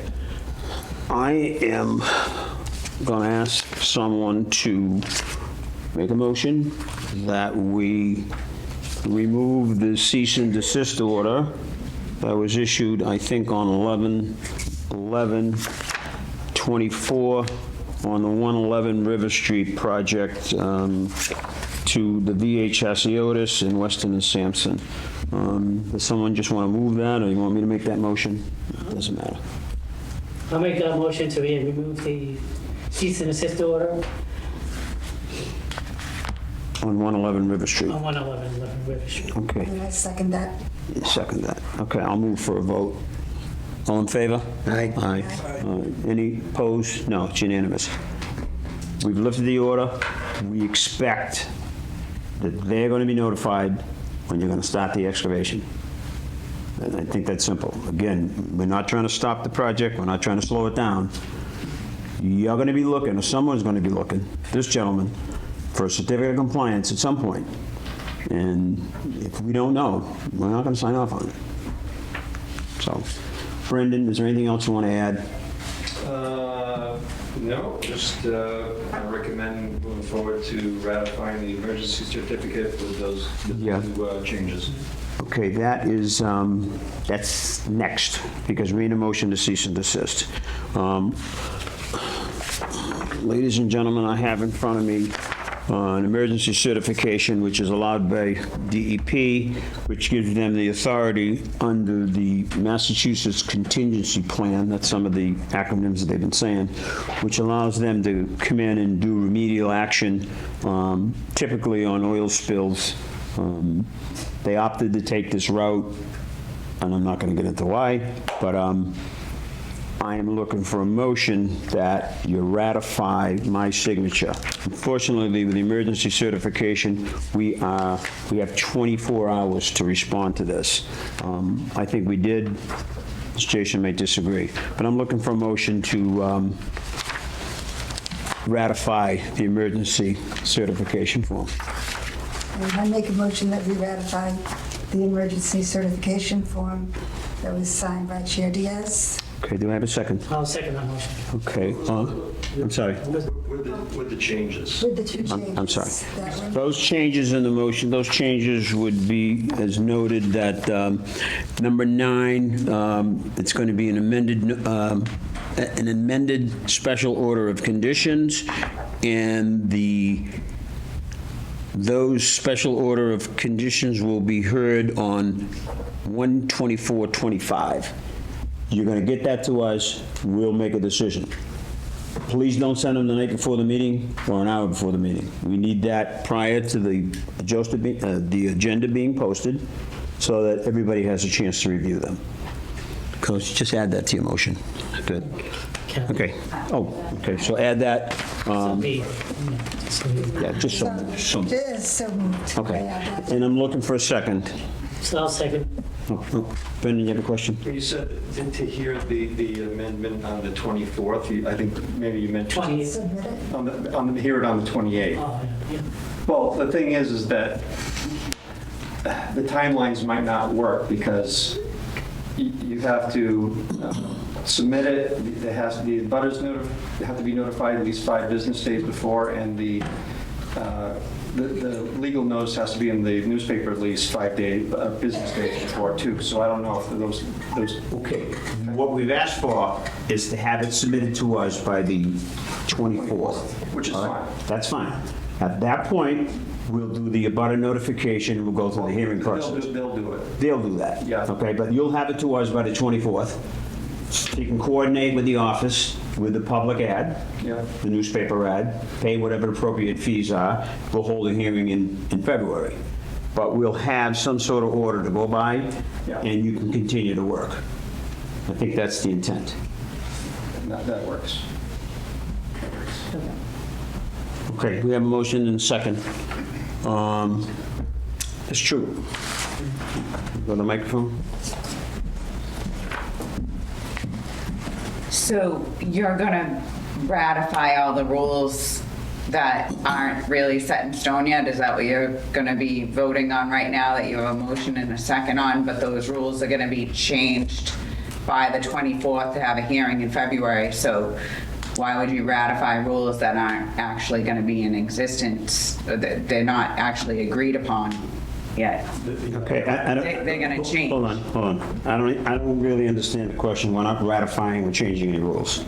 Well, So, you want to get up to the microphone again? So I'm asking you why you're ratifying something that is going to be changed by the 24th. Okay. To answer the question, we're not ratifying anything that's going to be changed on the 24th. But anybody's got any questions, direct them to the chair. We are not ratifying anything that's going to be changed on the 24th. I have a motion and a second, and I'm going to a vote. All in favor? Brendan, please. Aye, that's unanimous.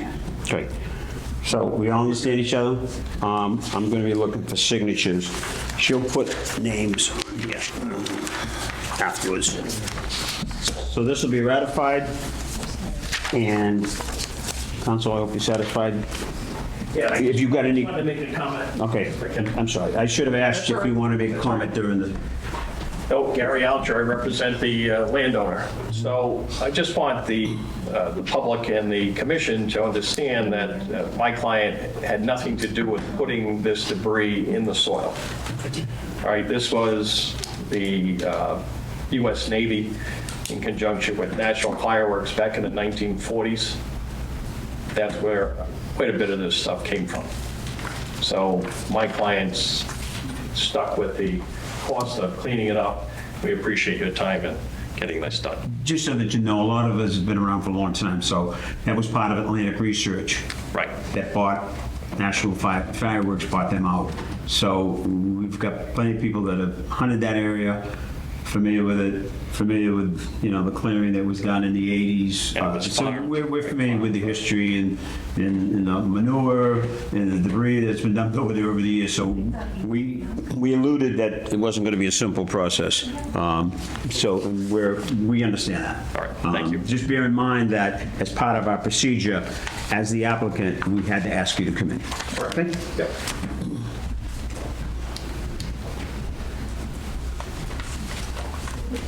Okay. I don't know if I missed, you're with them, right? Yes. Okay, any questions? No. Okay. I'm sorry. Moving on. Yeah, we're gonna move on. I don't know if I've got anything that, we're gonna go on to 314 Plymouth Street, unless somebody wants to take a quick break. I'll take a quick break, Weston. Okay, we're gonna just take a 5-minute break. Okay. The next item on our agenda is 314 Plymouth Street. It's mixed use. It's an update on the enforcement order and issues that we've had with that site. I hope the board is, let me just check my administrative notes. 314. I don't know if there's any pictures of 314. I don't recall. Pictures of 314. I think so.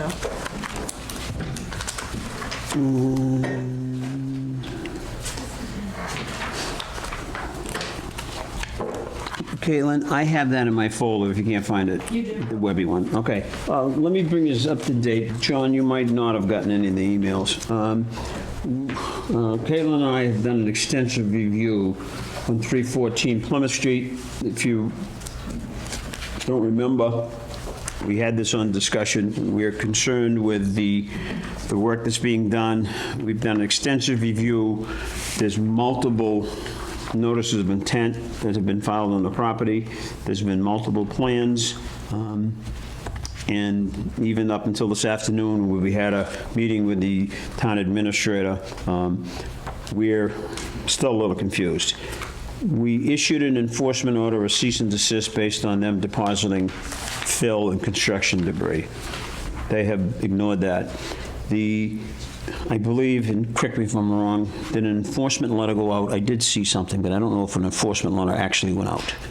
It did go out, yeah. Okay, so we sent an enforcement letter out, and there's been no response to that. We did a site visit.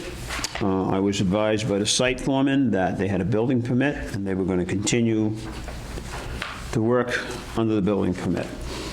What I'm going to ask the board for now is that the board allow us, we're going to request the use of town council, and he is going to be drafting the communications from here on out to the applicant, which is Casco. So I would be looking for a motion to ask the selectmen for the use of town council to assist us in the enforcement issues. Okay, I make a motion that we ask the select board if we can use town council for these issues here.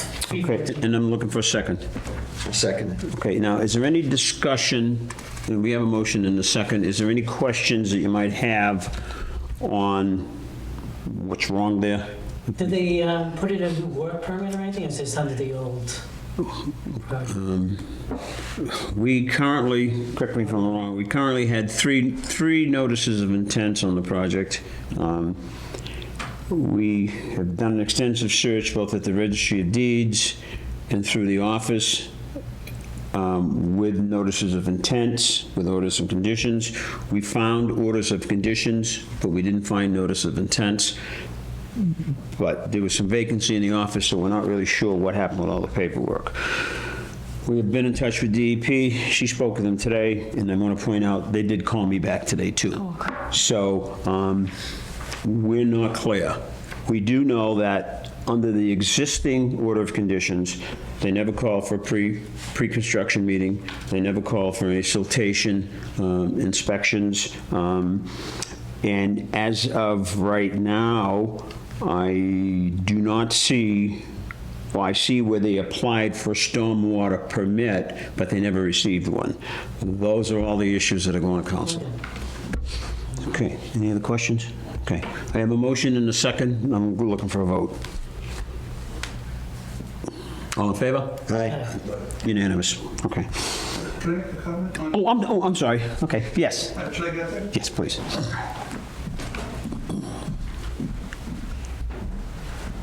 I'm Alger, 340 Plymouth Street. So 340 Plymouth Street's very concerned with 314. So the building of any sort of construction that takes place there, because the runoff from that property flows into ditches that flow into 340. So the concern there is that although we do have a proposed a plan with Mr. Peck as to the drainage of that property, it has not been filed.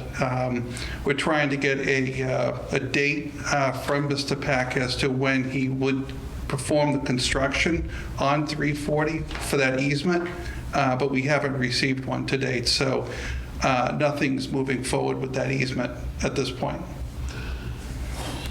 Okay, unfortunately,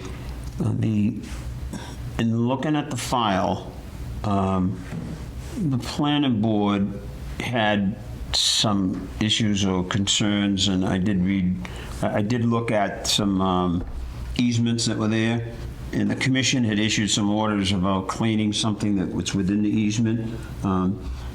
What we're talking about is where the building is now. I honestly can tell you that I have not looked at Casco's plan. I didn't even know that there was a plan filed until 5:30 tonight when I got some comments back from our review engineer. We are gonna review that extensively. I'm not sure where the water is going from 314, if it's gonna impact your particular site. What is Casco's plan? To build a Starbucks in an AutoZone. Oh, it's continuing. That's what we've been told. Right. But we don't have any orders. We have orders in place, but they haven't contacted us for siltation. They haven't put up any signage. Based on the information that we gathered today, we don't have a stormwater permit.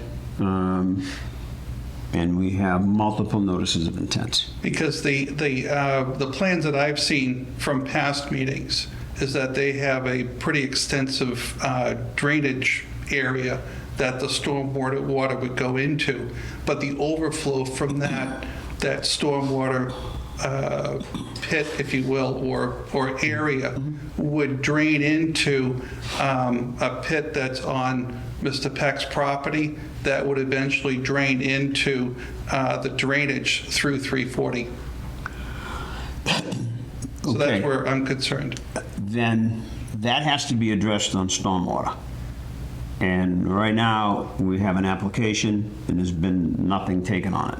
Okay. Right now, this is more on the wetland side of it. And there, again, I got an email at 6 o'clock tonight, and it showed me some of Casco's plans, but they were small.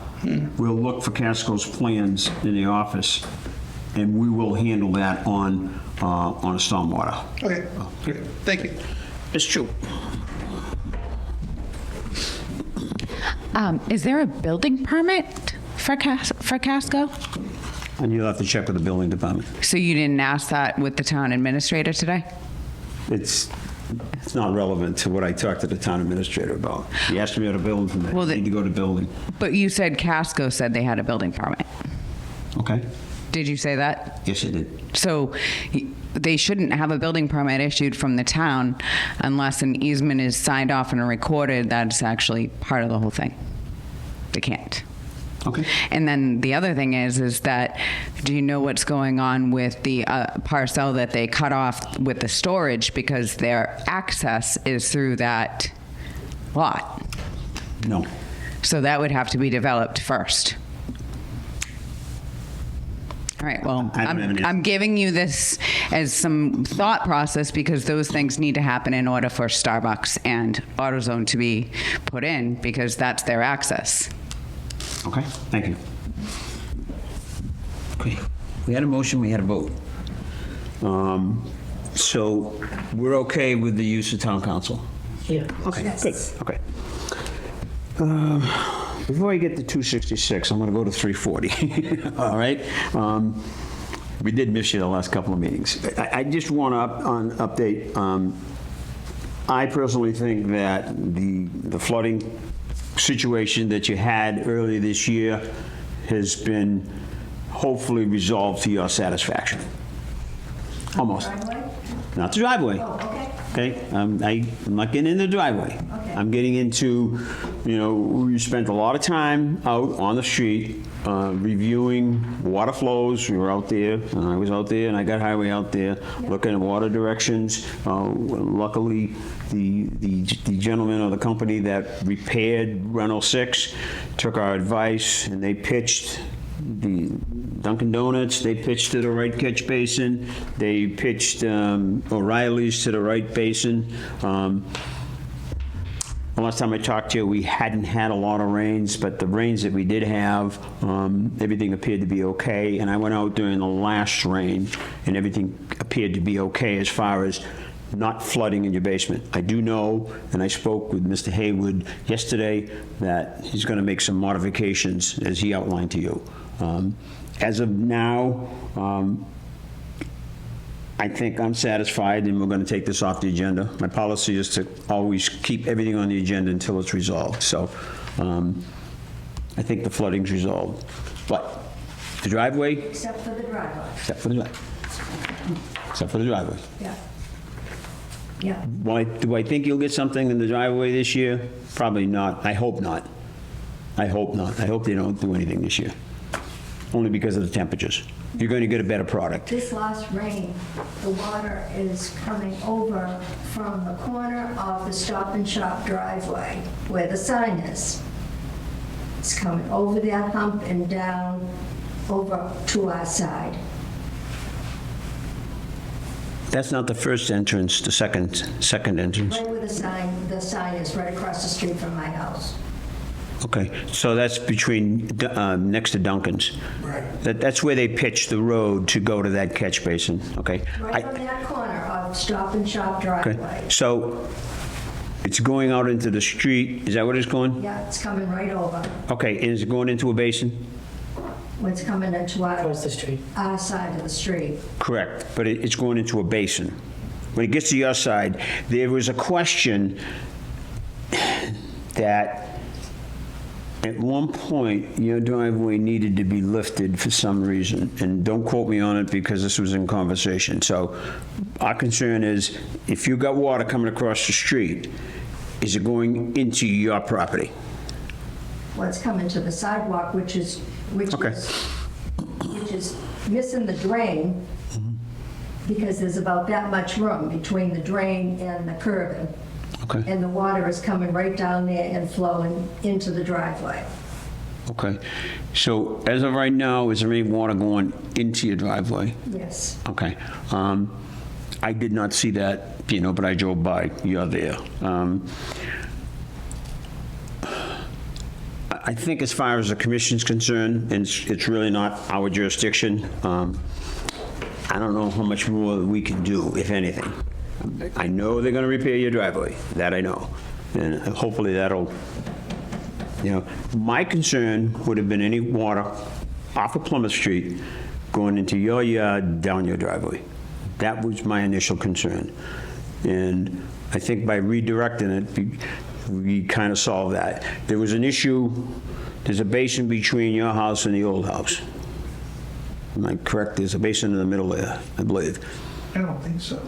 No, to the right of the main house, the house that's there, to the right of that driveway, there's one. There's one right there. Right. But your old house was over here. Your new, Any over by the old house. No. no, in between, in the road in between? No.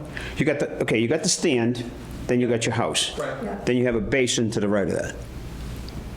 Yeah, I know you have a basin to the, No, so you're talking about where the mailboxes are. That's where you're talking, right? I'm not that observant, but go ahead. Okay. I know where the driveway entrance is. So there's the driveway and Start at the farmhouse. the farm, okay, so the stand, the shed. Yeah. There's one directly in front of the house, Basin. the basin. And And that's, then there's the driveway, and there's nothing else further towards the country club.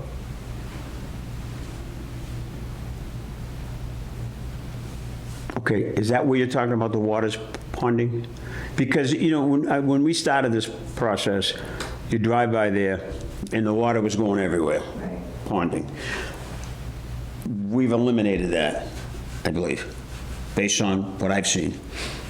So, we'll stay in touch with Steve, make sure, but If we could keep this on just for another couple meetings. Fine. And Okay. then we'll come to a conclusion of that. yeah, I mean, it might have to be, we get some heavy rains in the spring. Like I say, I've been out there every time it's rained, and we had that heavy rain, whatever, and I noticed it. What I was looking for, though, was the big splash that was happening. Right. And that was gone. Other than the other entrance of Stop and Shop, that basin's plugged. And I can tell you that they've done extensive research on those basins, and we're going to be dealing with that in the spring. Because we know where the effluent is coming from that's impacting your property through that basin. I spoke with him the other day. We're just waiting for the reports. Something in writing that says. I was out there when we cambered them. We found basins that the town didn't even know about. But, you know, I don't know if they're on private property. They were all covered with trees and shrubs. So they were out there extensively. Can we just put this on our agenda in the spring, take it like the month off of February? Okay, you know what? And we can always bring it back on there, and we can just discuss, put it in. The thing is, if we got nothing to report, I've always been comfortable with, if it's done every week, we're not going to forget. You know, she hasn't been in the last couple of weeks. It doesn't matter to me. That's it. But, you know, we can just pass over it. I think we did last week. I thought we had this. But yeah, we'll leave it in. Cool. Thank you. Anything else? Okay, good. All right. Caitlin, do you mind putting up 266? Next order, the next order of business is 314 Plymouth Street. There was a request for a certificate of completion. And we found that notice of intent I requested it from the engineers because it was on the DEP website. Okay, I'm gonna have you put some pictures up there if you don't mind.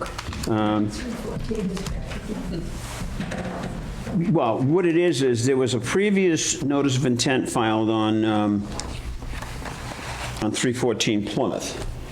It was for a storage facility. That was filed with the office, and it was DEP number SE 171-0541. That was filed in the office, and we did our research. We found that this was one of three.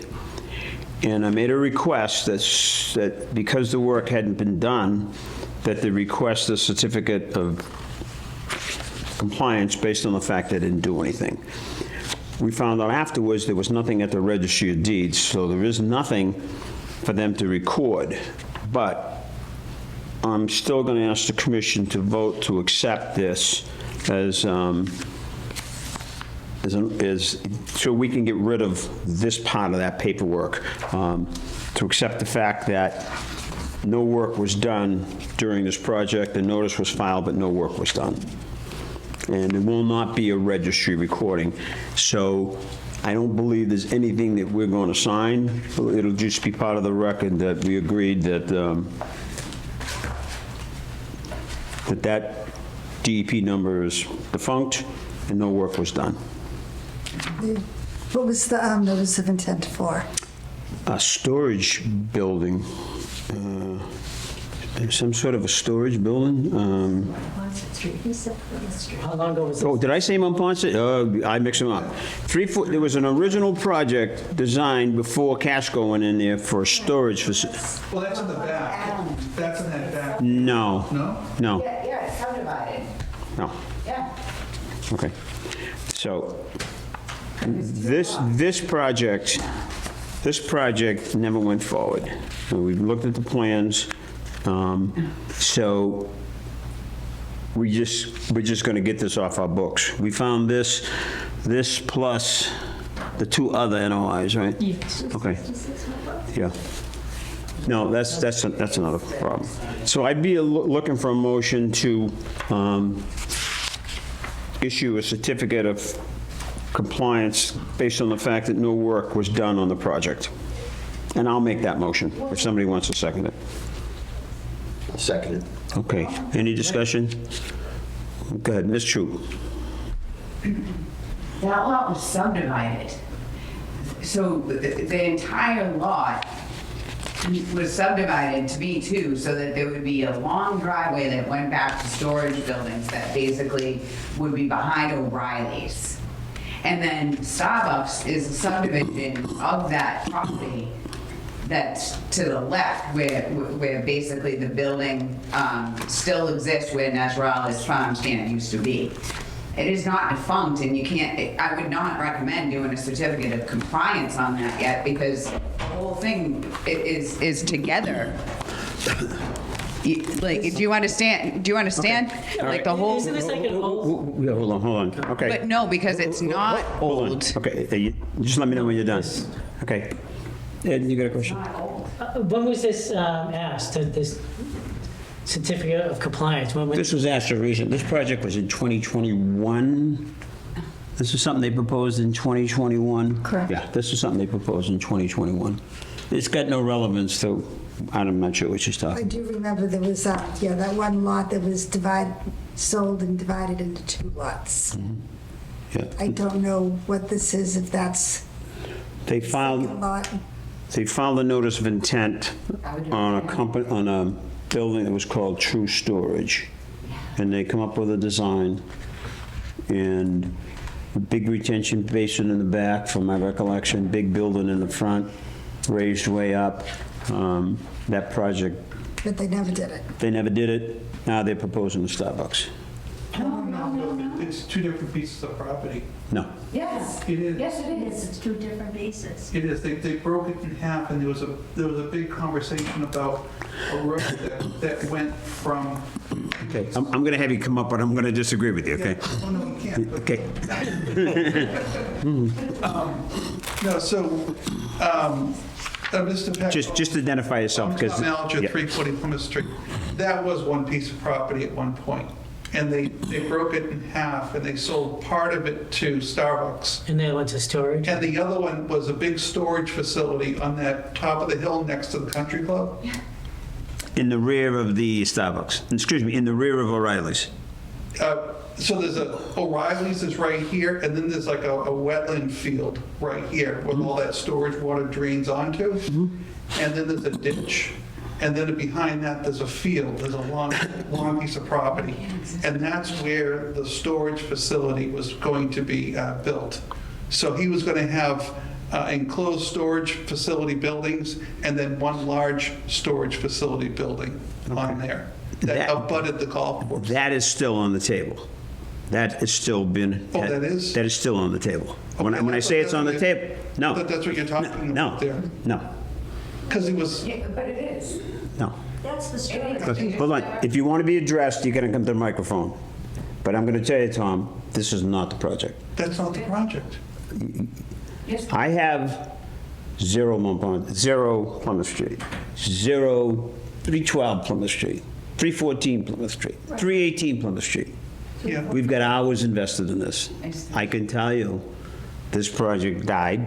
Starbucks brought the property. This is the same property. Oh, okay, so maybe before Starbucks, there was going to be storage. What is? Yes.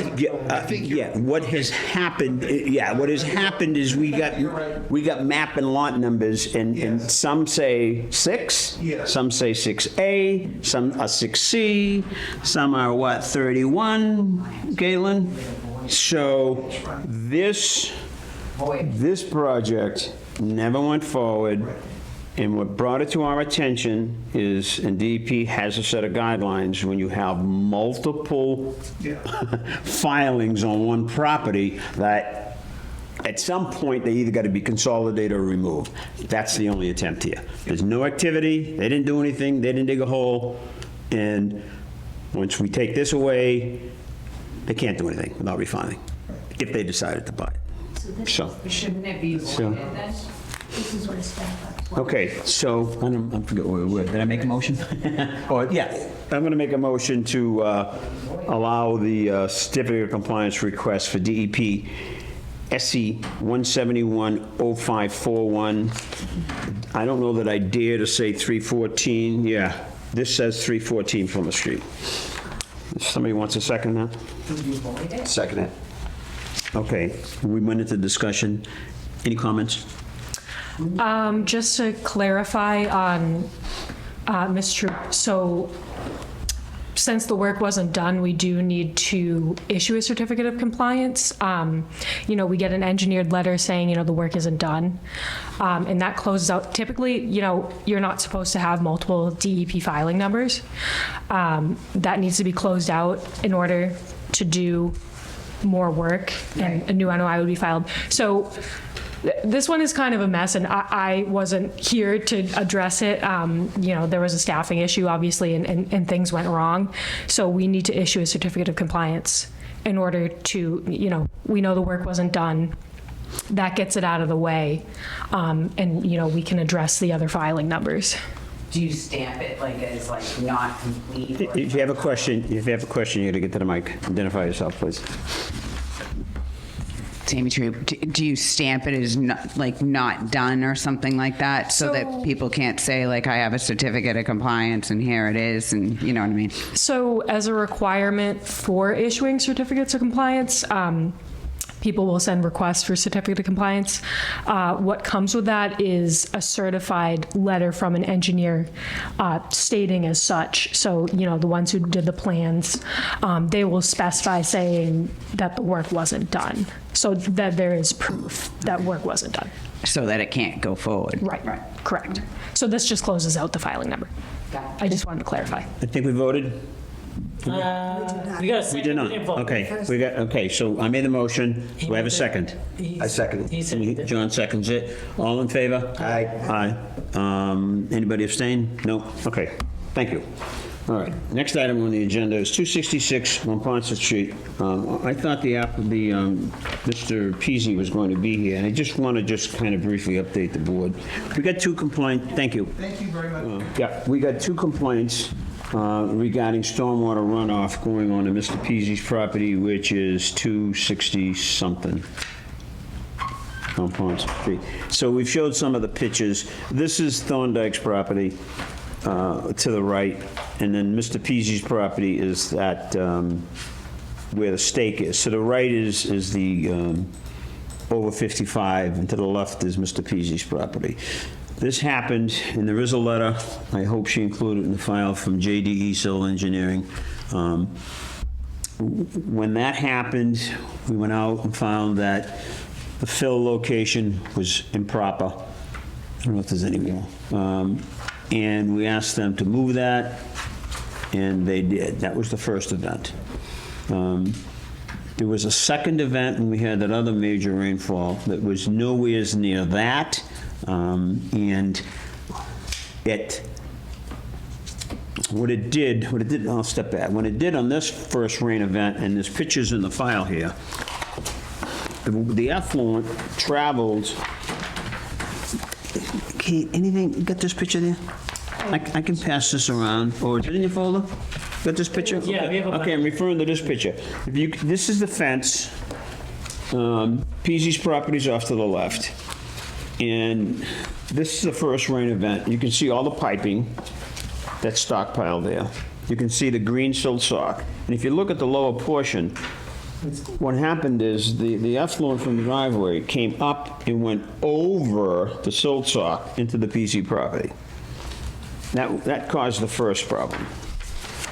The second issue, they did come in, we did multiple site visits, Caitlin and I. We met with the supervisor out there, and they addressed it to some degree. We had another rain event. I hope that picture's here. That drastically reduced how much water went over that line, but I told them that it was totally unacceptable to have any water. So in your package with the pictures, there's a letter dated January 13th from Thorndike's engineer. And second page shows how they completely addressed this. They did remove all of the, I just want to point out, guys, it's this picture on the second page, should be in your stuff. I might be going to. Okay. This picture here, and one on to the right, is where the silt sock was. I got to step back.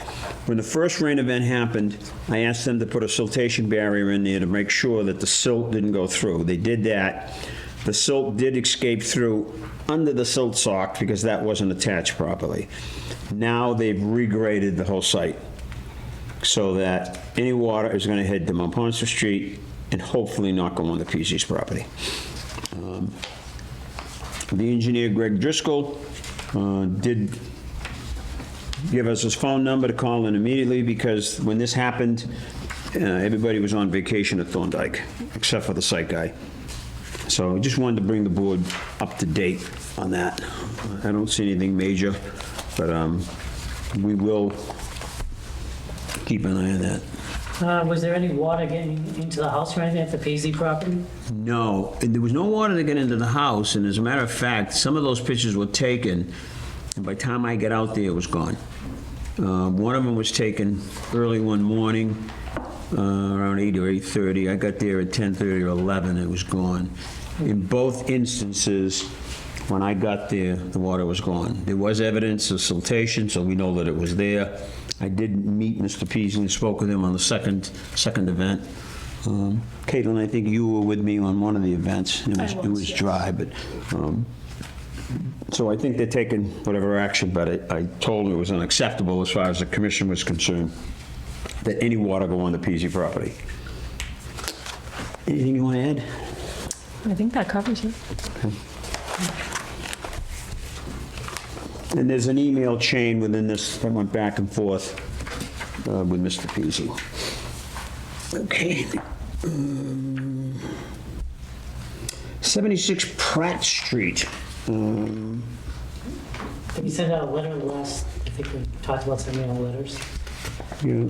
Caitlin, I'm going to add that to your report, only because you can bring us up to date. I know, let's go to the 53G account.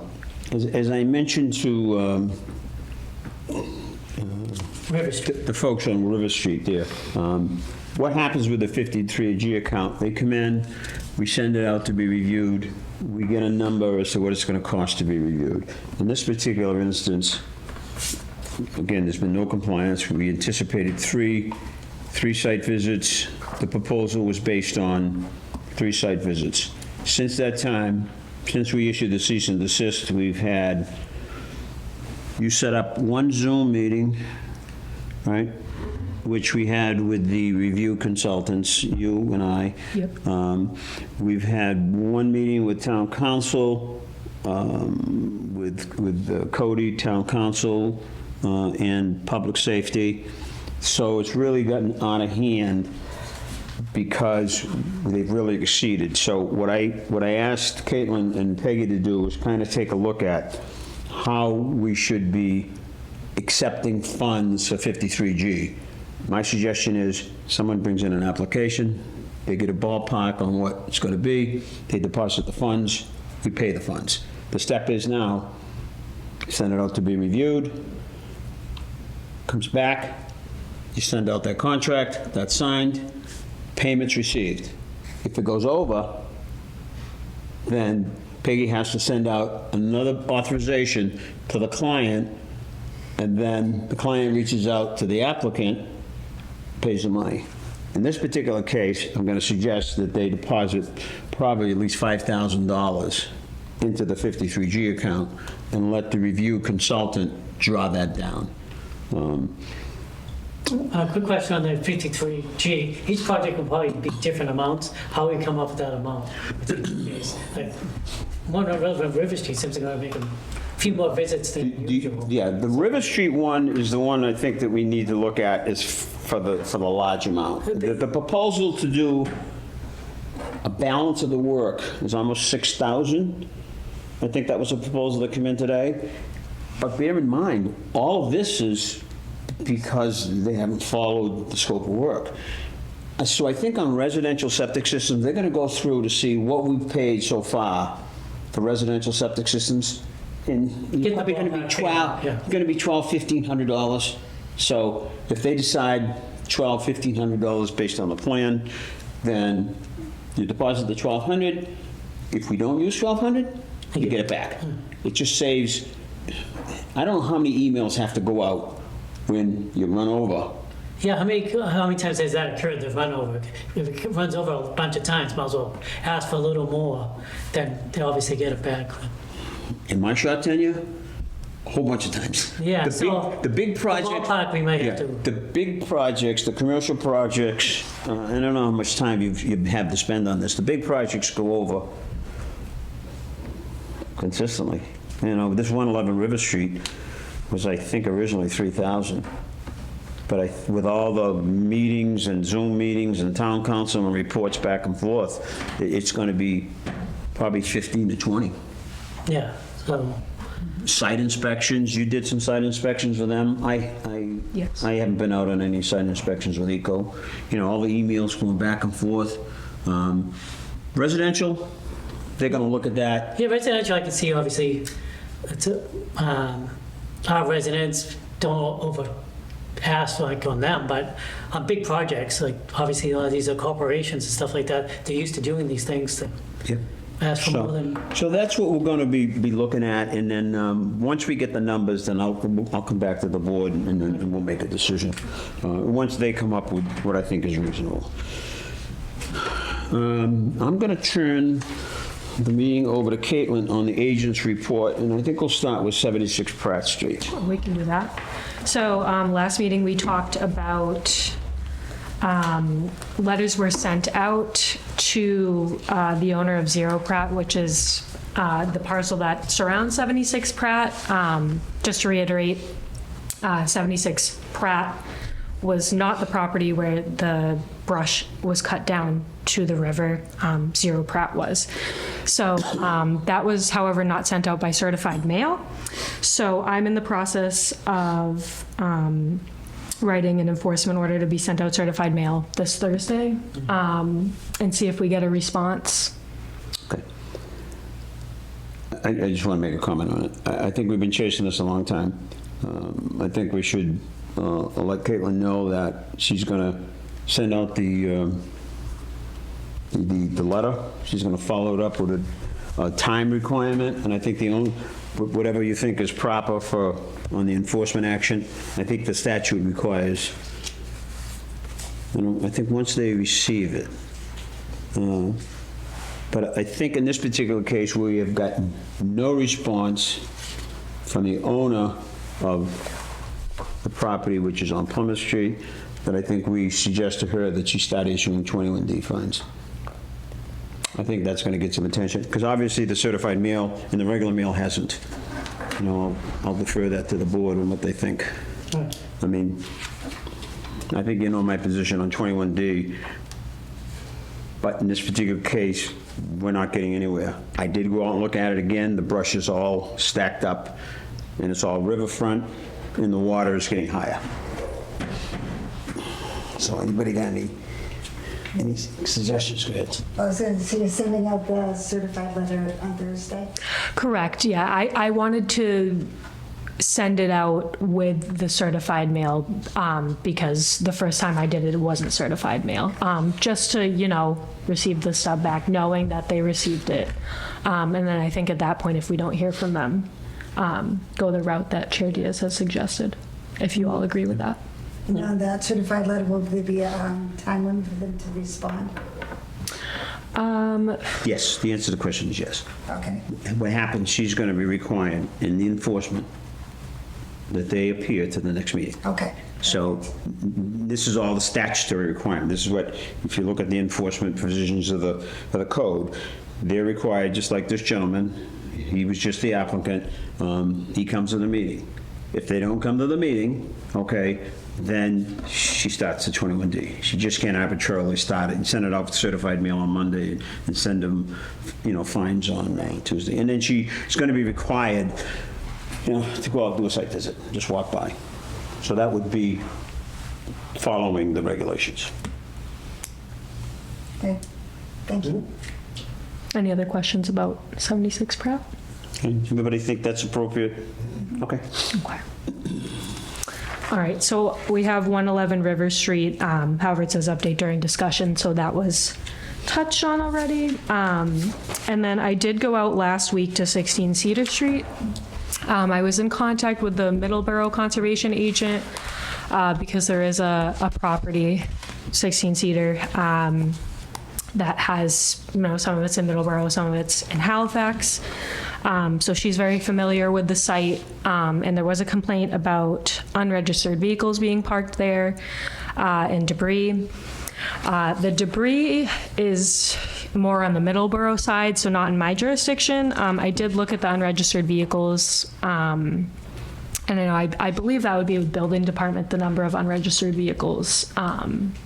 It's actually So that's not really in our jurisdiction. However, I did speak with the owner, and he said he's going to work to get those removed and talk to his tenant on the property. And he has a friend that can help him out. So I just said, keep us updated when those get removed, and that's that on that one. Okay. I just want to point out, too, that you got a couple of items. It doesn't sound like we've done a lot, but I think Caitlin has we spent hours on that 314 Plymouth. Am I correct? And it was a doozy. We probably spent more time on 111 River Street trying to resolve those issues. So yes, those have been eating up our time. I will say there's been less site visits for this meeting just because the holidays and stuff kind of, mixed up our schedule. Right. We will have some site visits for the next one, and that's a point that I just wanted to make. What I've been trying to do is try to get the site visits done prior to our hearings. So Caitlin and I have gone out. I think Paul and I have gone out. John and I have gone out. Ed, you're too busy. She's too busy. But what I think I'm going to do, what we'd like to do is... No, not retired. Yeah. Retired, yeah. Spend more time at town hall. Breathing funny air from the machine. Ran me out of the building last week. Is try to get all our site inspections. So once we get a hearing notice, you're going to get an email to go out and visit the site. And then hopefully we can... The hearing should go fairly quickly. So it's not two little things she did this week. Lots of research behind the scenes. Oh, God. Get everybody confused on 314. Okay. You're all set, Caitlin. Next item on our agenda is, I do my agenda. Here it is. Meeting minutes, December 10th. Anybody got any questions on meeting minutes for December 10th? As long as you had a chance to review them. If not, I'm looking for a motion to approve the meeting minutes from December 10th. I put motion that we approve the minutes for December 10, 2024. Okay, and I'm looking for a second. Second? Nope, you can't participate in this. Okay, so I'm looking for a second. Okay, Paul's a second. All in favor? Aye. That's going to be 4-0 one, meaning that he's going to abstain. You have to be present, so you're going to abstain. He was here emotionally. He's here mostly. He's probably here at the meeting, so.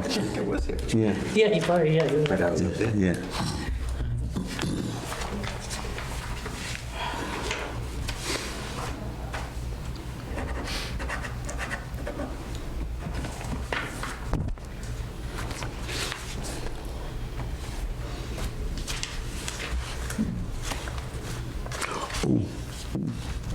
Before we close the meeting, that application.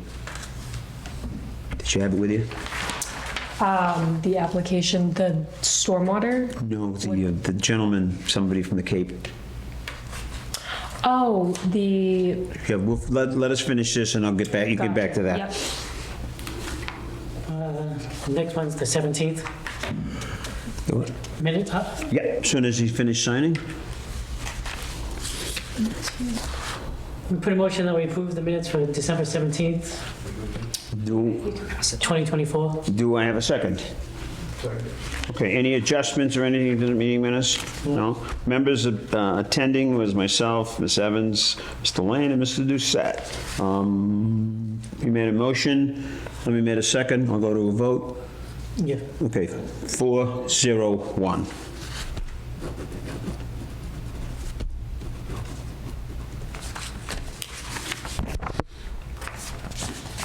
Did those minutes disappear? You gave them to her? We want to put them, I got it on the put them back in here. Gotcha.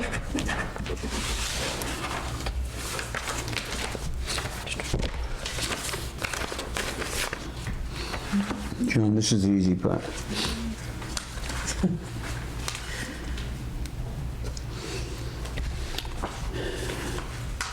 Next item on our agenda is we have bills to be approved and paid. Ecosystems and PGB Engineering. Do I have a motion? I put a motion that we pay the bills. Okay, do I have a second? Second. Okay, all in favor? Aye. Aye, okay.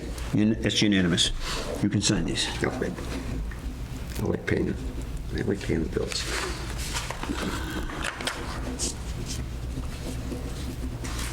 Was this, I'm going to extend this down to Caitlin. Was there something in the admin notes that they needed to ratify? Oh, Your firm bill paid, associates. okay, I didn't. Okay, I'm going to send these to I don't know what that is about. I don't remember coming Always in. found out the stickers. Okay, let me. I'm going to have somebody make a motion because I'm not sure. I don't remember coming in, but I've been here a lot this week.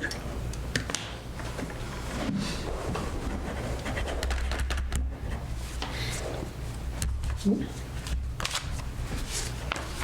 going to send this down with the folder.